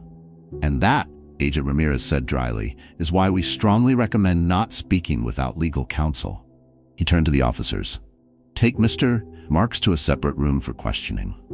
As Julian was escorted out, his face pale and drawn, Victoria Langford slowly rose to her feet. Though her eyes shimmered with unshed tears, her voice was composed. "As the largest individual shareholder of Langford Group and widow of its founder, I move that this board immediately vote to remove Preston Langford as CEO, based on evidence of criminal misconduct and breach of fiduciary duty." Emily Choi stood. "I second the motion." "And I move," she continued, "that we appoint an interim leadership committee, chaired by Savannah Langford, in accordance with Russell Langford's codicil, until a full investigation is completed." Judge Callahan, now acting as interim chairman, nodded. "All in favor of removing Preston Langford as CEO of Langford Group, effective immediately?" One by one, hands were raised around the table. Lucas was the last to move, his eyes locked on his brother Torn. But after a long pause, his hand rose too. "The motion passes unanimously," Judge Callahan announced. "Preston Langford is hereby removed as Chief Executive Officer of Langford Group. Security will escort him from the premises after initial questioning is completed." Preston's face twisted with hatred. "You think you've won?" he hissed at Savannah. "This company is in my blood. You're nothing but an outsider who wormed her way in by seducing a dying old man's son." Savannah looked at him, calm and unshaken. "Russell Langford didn't trust you with his legacy, Preston. He trusted me, and that's something your ego will never allow you to understand." As Preston was led away, still throwing threats over his shoulder, the boardroom was silent. The storm outside finally broke. Rain battered the tall windows. Thunder rolled over Manhattan. Victoria crossed the room to Savannah, her composure returning like armor. "Russell would be proud of you today," she said quietly, "and ashamed of what his son became." Savannah gently took the older woman's hand. "Preston isn't beyond redemption, Victoria. He needs to be held accountable, but maybe this will wake him up." Victoria's smile was faint, tinged with sorrow. "You're kinder than I am, my dear. You always have been." Savannah straightened her shoulders and turned to the remaining board members. "Now," she said, "shall we discuss how to move forward? Langford Group has weathered crises before, and it will weather this one." As the board turned to the difficult task of assessing the damage Preston had inflicted, Savannah stepped aside with Madeline, who looked drained by the confrontation. "Are you all right?" Savannah asked gently. Madeline nodded. "I think so. It's just, this wasn't how I imagined it would end. When Preston and I first," she trailed off, searching for the right words. "When you thought it was love?" Savannah offered. "Was it love?" Madeline said quietly. "Or was I just another asset, something useful for him to acquire?" She looked up, a new respect in her eyes. "You saw through him, didn't you?"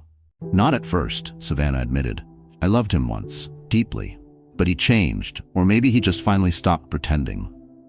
Madeline placed a hand on her belly, feeling a kick. "What happens now?" she asked. "To Langford Group? To Preston? To us?" "Langford Group will survive," Savannah said with calm conviction. "Though we have a long road ahead, repairing what Preston broke. And Preston will face consequences, legal ones, the extent of which will depend on whether he cooperates." She paused before answering the most delicate question. "As for us, that's your decision, Madeline. Your child is a Langford, regardless of what happens to Preston. If you want to be part of this family, there's a place for you. If you'd prefer distance, I'll ensure you and your child are cared for, fully." Tears welled in Madeline's eyes. "Why would you do that? After everything, after the dinner, letting him use me to hurt you?" "Because that child is innocent," Savannah said simply. "And because I suspect you were as much a victim of Preston's manipulation as anyone." Before Madeline could respond, Emily Choi approached them. "I hate to interrupt," she said, "but the FBI needs formal statements from both of you, and we've got some heavy lifting to do before the markets open tomorrow." Savannah nodded, feeling the weight of her new role settle onto her shoulders. Langford Group had just endured its most profound crisis since its founding, and she now stood at its helm. The board's vote had removed Preston, but the real work, rebuilding what he dismantled, was just beginning. As she returned to the meeting, Savannah caught her reflection in the rain-slicked glass of the tower's windows. For the first time in years, she didn't see Preston Langford's polished corporate wife. She saw the woman Russell Langford had recognized from the beginning, a leader worthy of his trust, a guardian of his legacy, a woman who could do what his own son would not. The storm raged on outside, but within Langford Tower, a new era had begun. The next 72 hours flew by in a blur of crisis response. Savannah moved into the CEO's office, not Preston's glossy penthouse suite, but Russell Langford's original space on the 49th floor. Preserved like a time capsule since his death, it had long stood as a monument to the company's origins. Now, it had meaning again. The symbolism wasn't lost on anyone. "The markets are stabilizing," Emily Choi reported, setting a tablet on the desk. "We're still down 18% from last week, but the bleeding stopped." Savannah nodded, reviewing the numbers. The press conference she'd held the morning after Preston's removal had been nothing short of a masterclass in damage control. She had been transparent in every briefing, outlining the discovery of financial improprieties while emphasizing that the board had responded quickly and decisively. Framing the FBI investigation as one initiated by Langford Group itself, a technically true statement, as she was still a Langford, had helped recast the narrative as one of responsible governance rather than corruption. "The Asia markets are actually up 2% overnight," Emily Choi reported, scrolling through her tablet. "Your pledge to remediate the environmental damage in Indonesia is gaining traction globally. ESG analysts are calling this a textbook example of corporate course correction." "Have we received the preliminary impact report yet?" Savannah asked, pulling up another file on her screen. "Dr. Lin's team arrived yesterday," Emily said. Initial findings confirm everything Madeline documented. Groundwater contamination, levels 12 to 15 times above the safety threshold in multiple areas. Her expression darkened. 3 surrounding villages are already reporting increased rates of respiratory illness and skin conditions consistent with prolonged chemical exposure. Savannah closed her eyes for a moment, centering herself against the familiar wave of guilt and fury. Authorize whatever medical aid they need, immediately, and begin planning long-term remediation and community support. It's already in motion, Emily replied. Projected costs? I don't care what it costs, Savannah cut in firmly. Those people are suffering because Langford Group prioritized profit over protection. Make it right. A knock at the door interrupted them. Elias Morton stepped inside carrying a heavy legal binder. The board has unanimously approved the new corporate governance framework, he announced, placing the document before her. Dual leadership, you as CEO, Lucas as COO, enhanced oversight for all international operations, and Victoria has agreed to serve as interim board chair.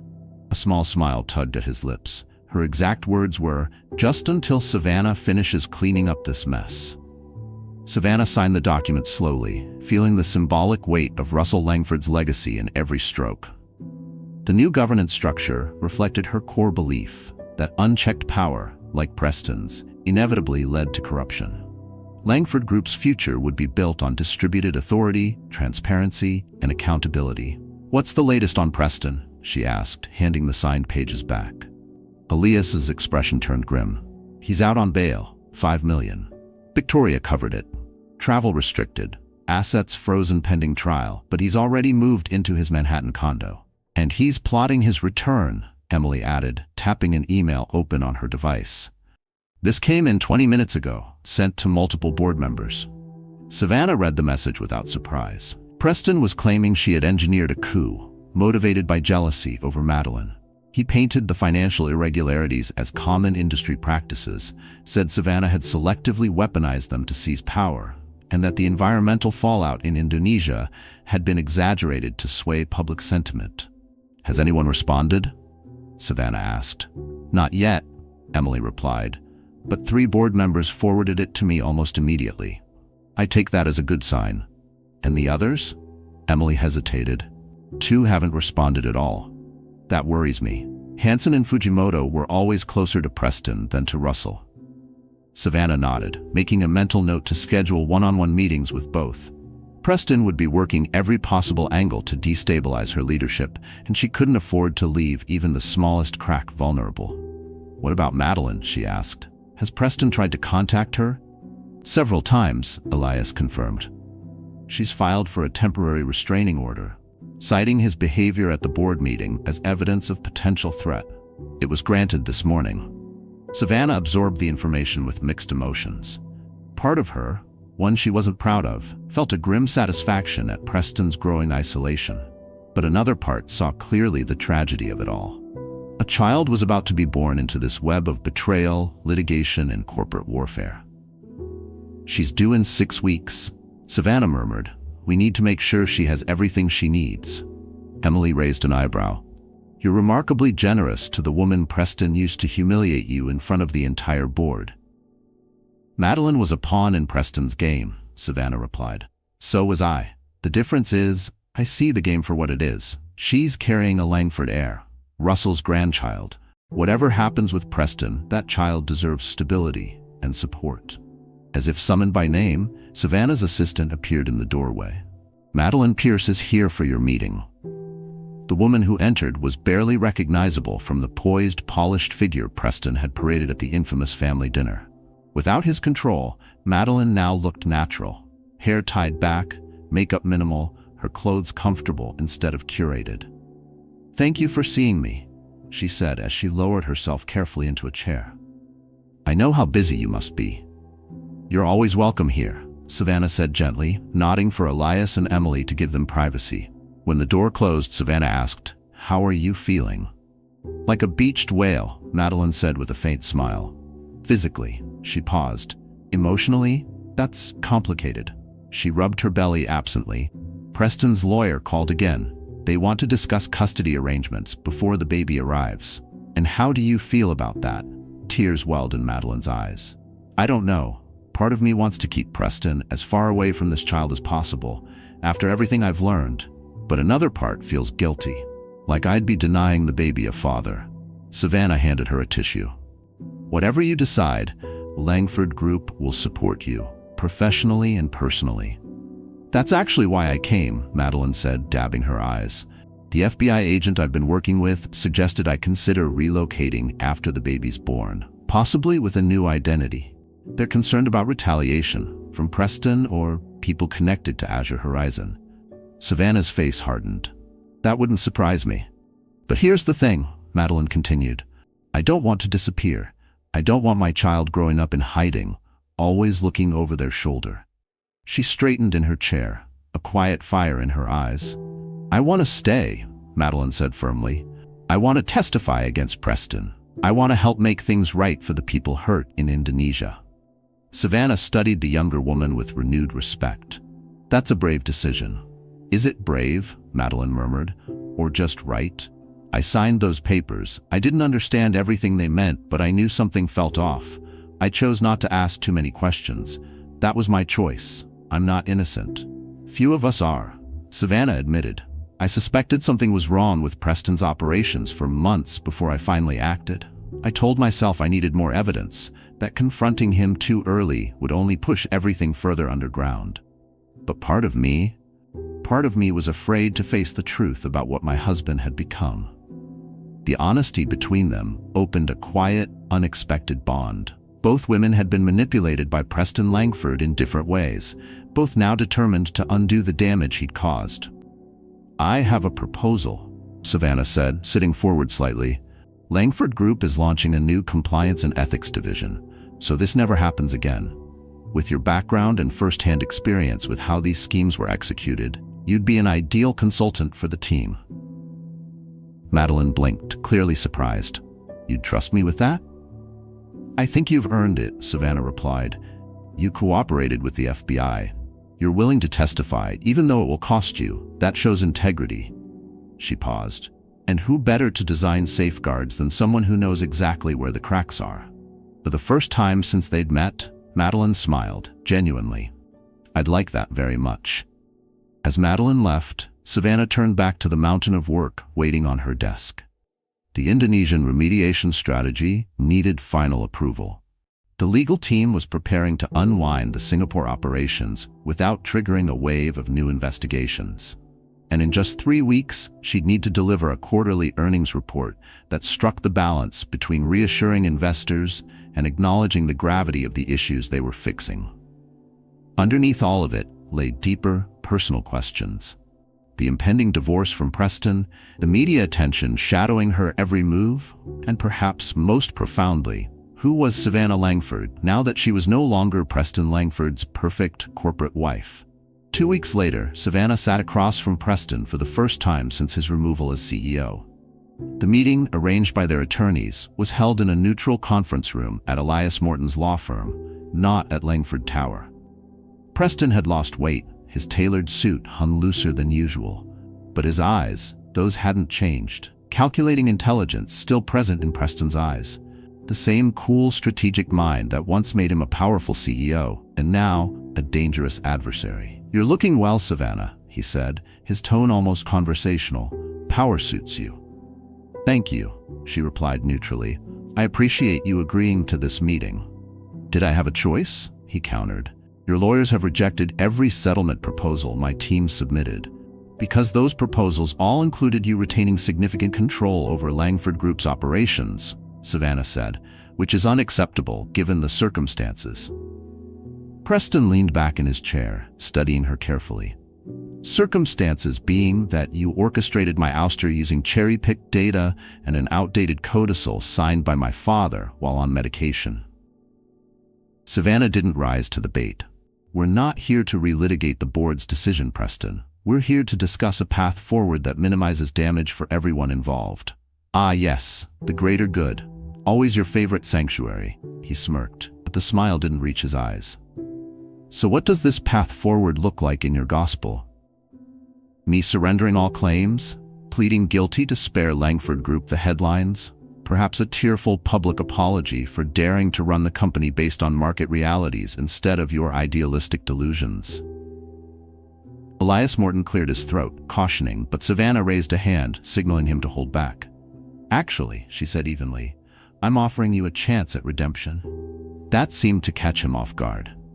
Redemption? How charmingly biblical.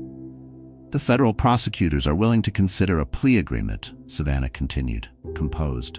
"In exchange for full cooperation in untangling the Singapore network and identifying everyone involved in the Indonesian environmental fraud, they'll recommend reduced charges, focused on financial misconduct, not the more serious environmental crimes."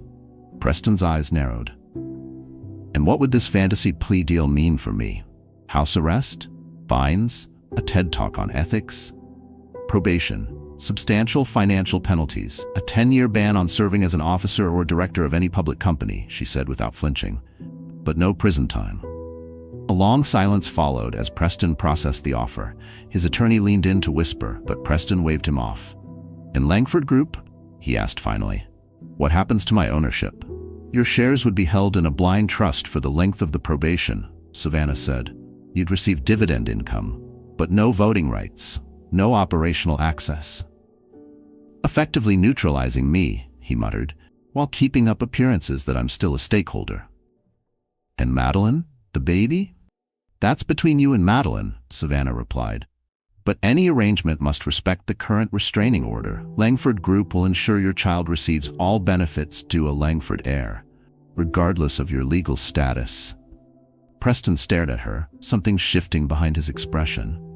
"Why are you doing this?" he asked. "You've won. You've got the company, the board, the moral high ground.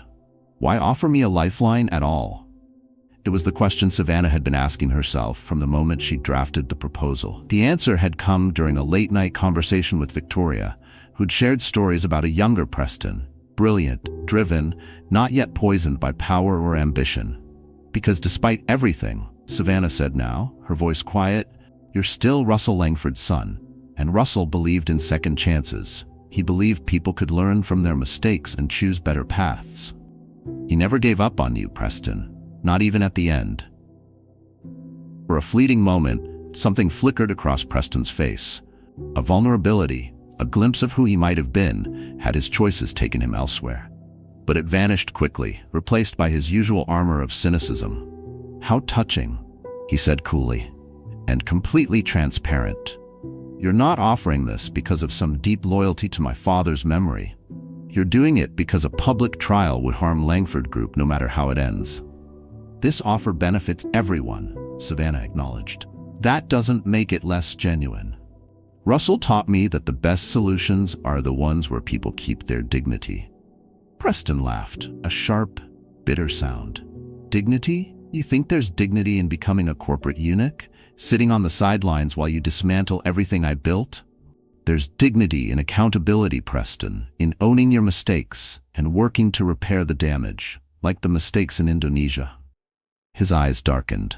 Those villages with their suspiciously timed health issues, right when you needed leverage. Elias Morton cut in sharply. "That's enough. The environmental damage is well documented by independent sources. Denying it only undermines whatever credibility you still have."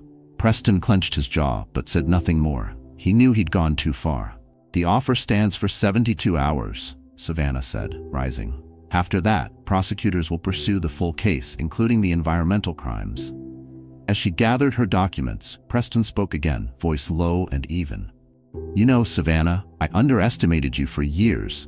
I saw what I wanted to see, the perfect corporate wife, the ethical face for my pragmatism. I never saw the strategist, the one who was right in front of me the whole time." "That was your mistake," she replied evenly, "not seeing people for who they really are." "And who are you now?" he asked, watching her at the door. "Now that you've taken it all?" She paused. "I'm the woman your father trusted to protect his legacy. Nothing more, nothing less." Preston's bitter laugh followed her out.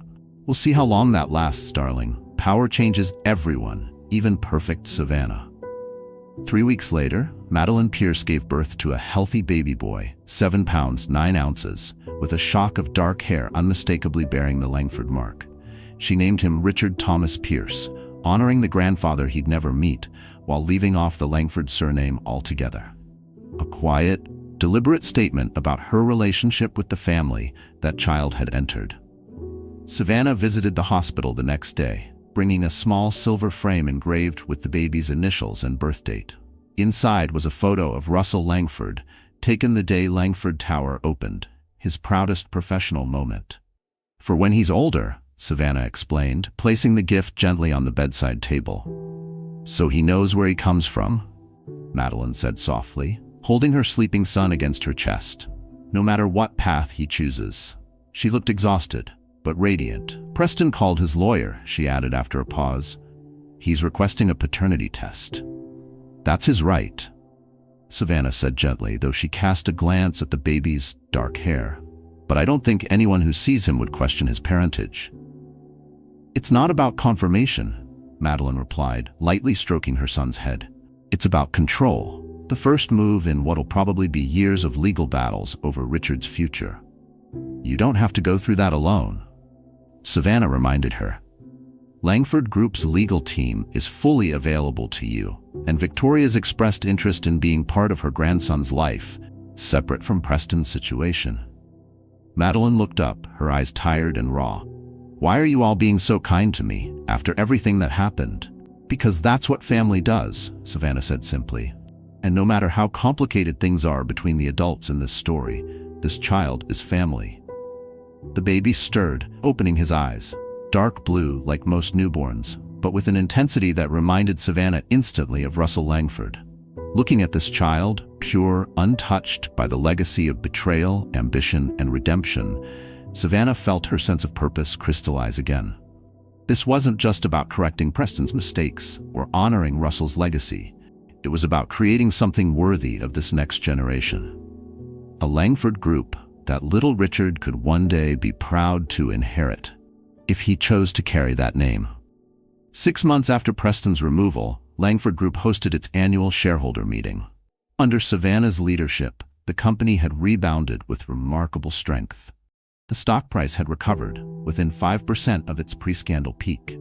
The Indonesian remediation initiative had achieved early success, with medical aid delivered and ecological restoration progressing ahead of schedule. The Singapore operations had been dismantled legally, with Preston's full cooperation as part of his plea deal. Preston himself had all but vanished from public life. After accepting what legal analysts described as a surprisingly lenient agreement, he retreated to the Langford family estate in Connecticut, serving out house arrest and probation. The financial press had mostly moved on, occasionally citing the Langford saga as a prime case study in crisis management and corporate reform. And now Savannah stood at the podium in Langford Tower's auditorium, facing a packed room of shareholders, analysts, and reporters. 6 months ago, she began, Langford Group faced an existential crisis. The values Russell Langford built this company on had been compromised. Trust had been broken, and real harm had been done to the communities that rely on us to be responsible stewards. The room was silent, every eye on Savannah as she continued. "Today, I can report that we've made significant progress in addressing those failures and rebuilding that trust. Our environmental remediation project in Indonesia has become a model for corporate accountability during crisis.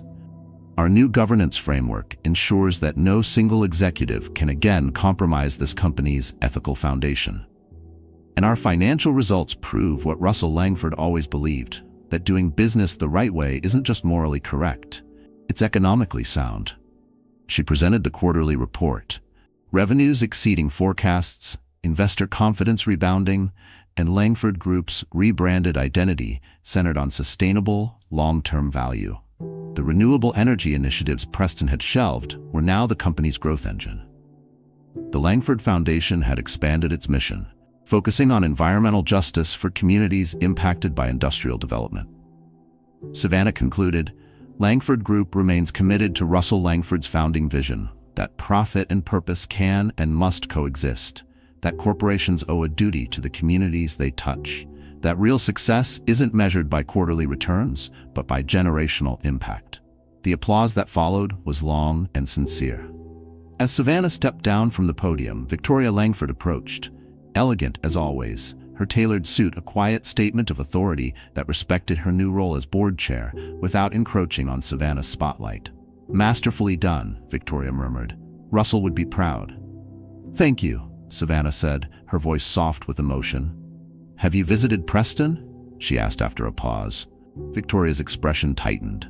"Last weekend. He's adjusting. The restrictions irritate him, naturally.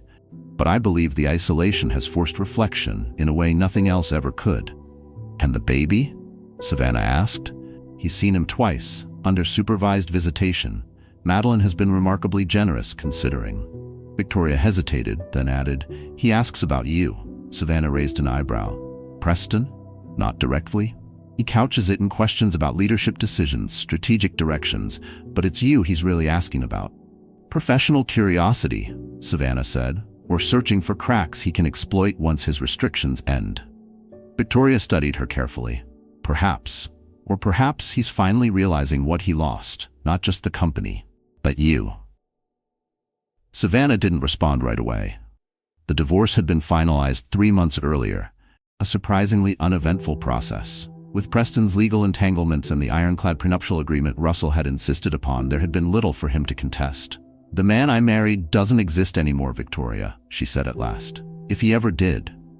"People can change, Savannah. Sometimes tragedy forces growth that would never happen otherwise."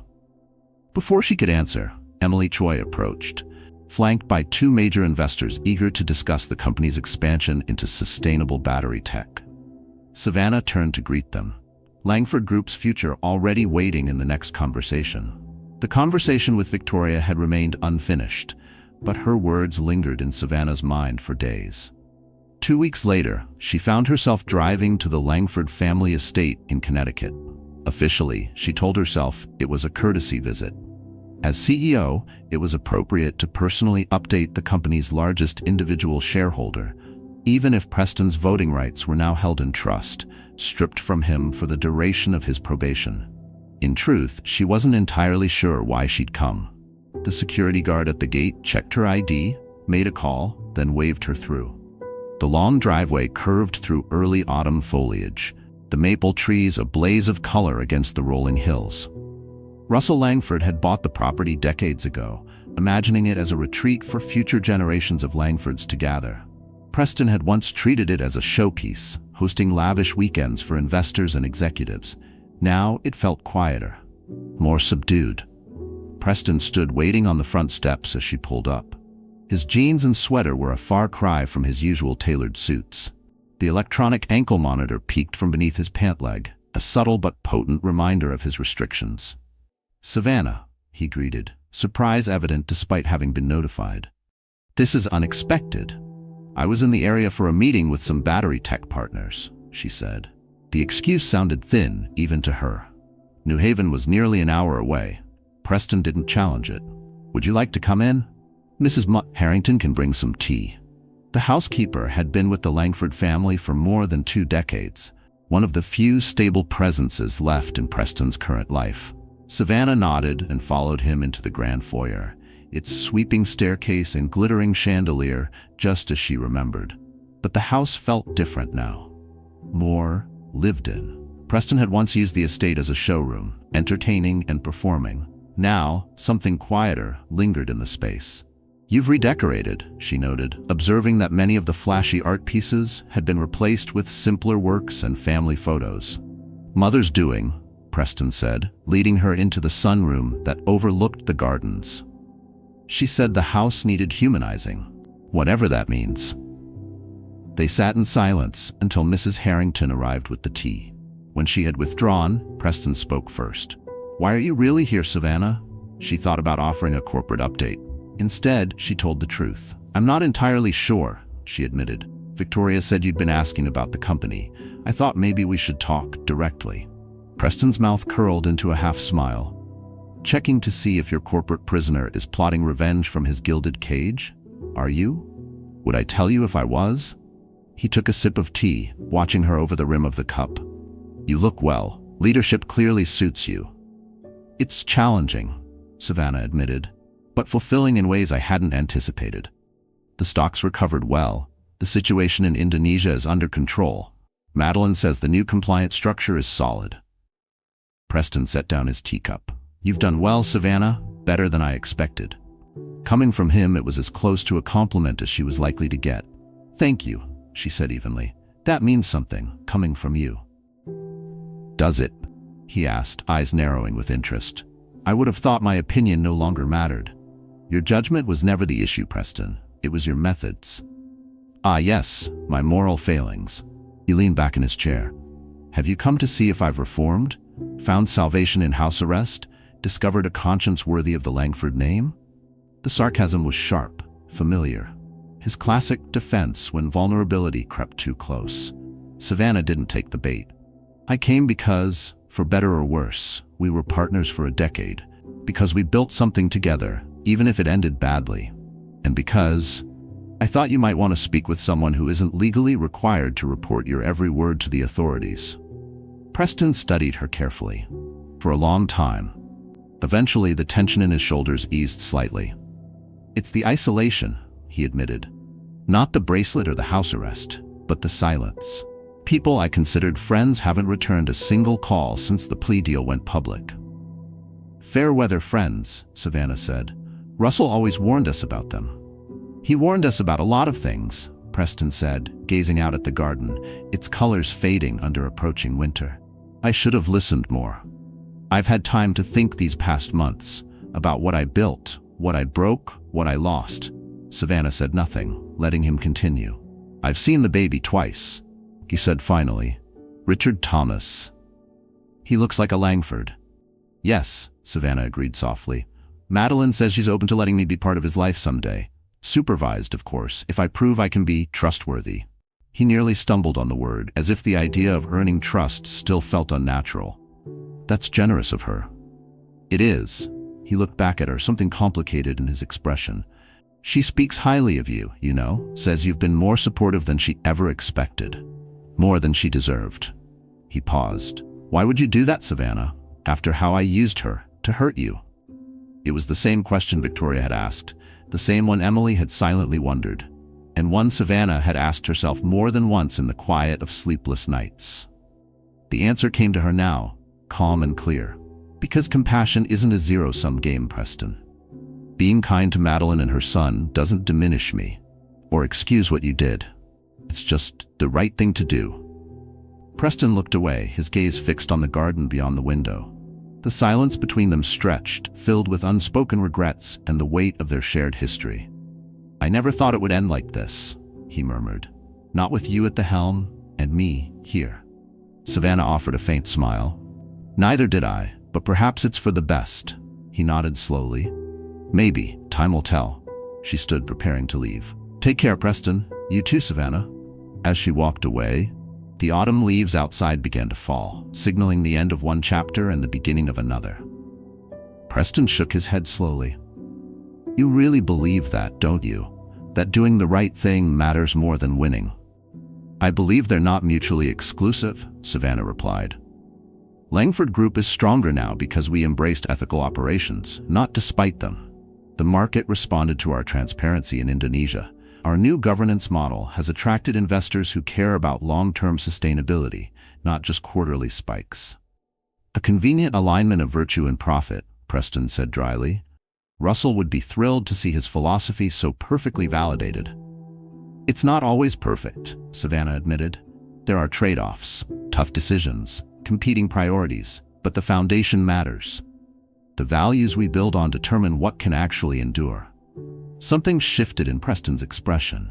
Not full acceptance, but something quieter. Maybe openness to perspectives he would have mocked 6 months ago.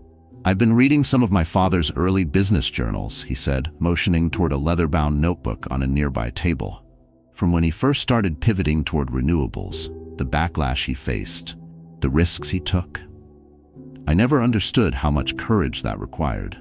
He was a visionary, Savannah agreed. He saw the future of this industry before most of his peers. And I was so hell-bent on proving I could outperform him, Preston said softly, that I tore down everything he built. His admission hung between them, perhaps the most honest self-assessment she'd ever heard from him.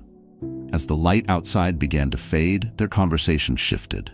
less tense, more practical. They discussed the battery tech initiative Savannah was leading, Victoria's surprising finesse as board chair, James's growing confidence as COO. It wasn't forgiveness, but it felt like an armistice, a quiet acknowledgement that, despite everything, they shared history and a legacy. When Savannah finally stood to leave, Preston walked her to her car. The ankle monitor beeped faintly as they neared the invisible boundary of his permitted zone. "Will you come again?" he asked, voice carefully neutral. "For company updates? Quarterly?" Savannah said after a moment's thought, "To align with the business cycle." Preston nodded, accepting the terms. As she opened her door, he added, "Savannah, for what it's worth, I'm sorry. Not just for the company, for us, for what I destroyed." The words seemed to cost him something. It wasn't redemption. Savannah didn't pretend the man she'd divorced was suddenly gone, but it was a start. "Thank you for saying that," she replied quietly. "Goodbye, Preston." As she pulled away, Savannah glanced in the rearview mirror. Preston Langford, former CEO, disgraced executive, ex-husband, stood alone at the edge of the estate, framed by the grand house that now served as both his sanctuary and his prison. The road curved through the golden New England landscape, leading Savannah back toward Langford Tower and the ongoing work of rebuilding. Whatever Preston's future held, redemption, reformation, or simply quiet resignation, her path was clear. She would continue honoring Russell Langford's legacy with strength and compassion, guiding Langford Group to remain true to its founding values while evolving with the times. And perhaps one day, the wounds would soften enough for Preston to find a meaningful place in the Langford family again, not as the titan he once fancied himself, but as a man who had learned through painful loss what hubris costs, and who was trying, however imperfectly, to be better. It wasn't forgiveness, not yet. But it was a door left slightly ajar, a fragile possibility that even broken things could be mended. 2 years later, the terrace of Savannah Langford's Manhattan penthouse overlooked Central Park in full spring bloom. A small crowd gathered for little Richard's second birthday celebration. The group was an unlikely blend, emblematic of the Langford family's reinvention, just as Langford Group itself had transformed. Young Richard toddled across the terrace, wobbling with toddler determination. His dark hair and piercing stare were unmistakably Langford, despite the Pierce surname he bore. Madeline watched her son proudly. Her journey, from manipulated mistress to respected leader, was complete. Now Director of Ethics and Compliance at Langford Group, she had co-designed the governance systems hailed in business journals as an industry benchmark. Victoria Langford, ever poised at 74, supervised the birthday cake setup, while James and Catherine entertained their kids alongside Richard. The scene radiated ease and warmth, a striking contrast to the cold, choreographed formality of family events under Preston's rule. Savannah stood to the side, glass in hand, absorbing the moment with a quiet sense of satisfaction, and something like wistful reflection. Langford Group hadn't just survived Preston's scandalous downfall. It had emerged stronger, cleaner, more committed than ever to the ideals Russell had championed. Quite the family portrait, came Elizabeth Choi's voice as she joined Savannah with 2 glasses of champagne. Not exactly what anyone would have predicted 2 years ago. "Life rarely follows predictable paths," Savannah replied, accepting the glass. "Speaking of unpredictable," Elizabeth said with a knowing smile, "the board approved the acquisition unanimously. Azure Horizon is officially a Langford subsidiary." A grim smile touched Savannah's lips. "And the audit?" "Completed last week. Every client, every operation, every offshore account verified and documented," Elizabeth confirmed, her tone sharpening. "Including the evidence that Preston did, in fact, use them for far more than financial manipulation." Savannah nodded. She had anticipated that outcome. Azure Horizon, the covert security and fixing firm Preston once used for his dirtiest work, had been bleeding clients since the Langford scandal broke. When its stock collapsed, Savannah had quietly started acquiring it piece by piece through shell entities. Yesterday, Langford Group took controlling interest. "And what happens to that evidence now?" Elizabeth asked softly. Savannah's gaze didn't waver. "It goes to the federal prosecutors," Savannah replied, her tone calm and resolute. "As per our legal obligation, once criminal activity was confirmed." Elizabeth studied her, eyes sharp. This was your plan all along, wasn't it? The quarterly visits to Preston, the carefully measured thawing of relations, those subtle suggestions that he might one day return to some role at Langford Group. It was all to keep him complacent while you hunted down every last connection to his crimes. Savannah's expression didn't shift. Preston taught me something valuable, she said coolly. Never reveal your strategy until the game is already won. Across the terrace, Madeline approached, little Richard in her arms. Are we interrupting? Not at all, Savannah said, her features softening immediately. I believe the birthday boy is due a gift from his godmother. The toddler reached eagerly for Savannah, chubby hands tugging at her pearl necklace, the same one that had belonged to Russell Langford's mother.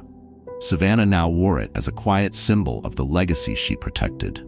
He's completely smitten with you, Madeline said with a smile. It's like he senses the connection. Children often see what adults overlook, Victoria Langford remarked, joining them.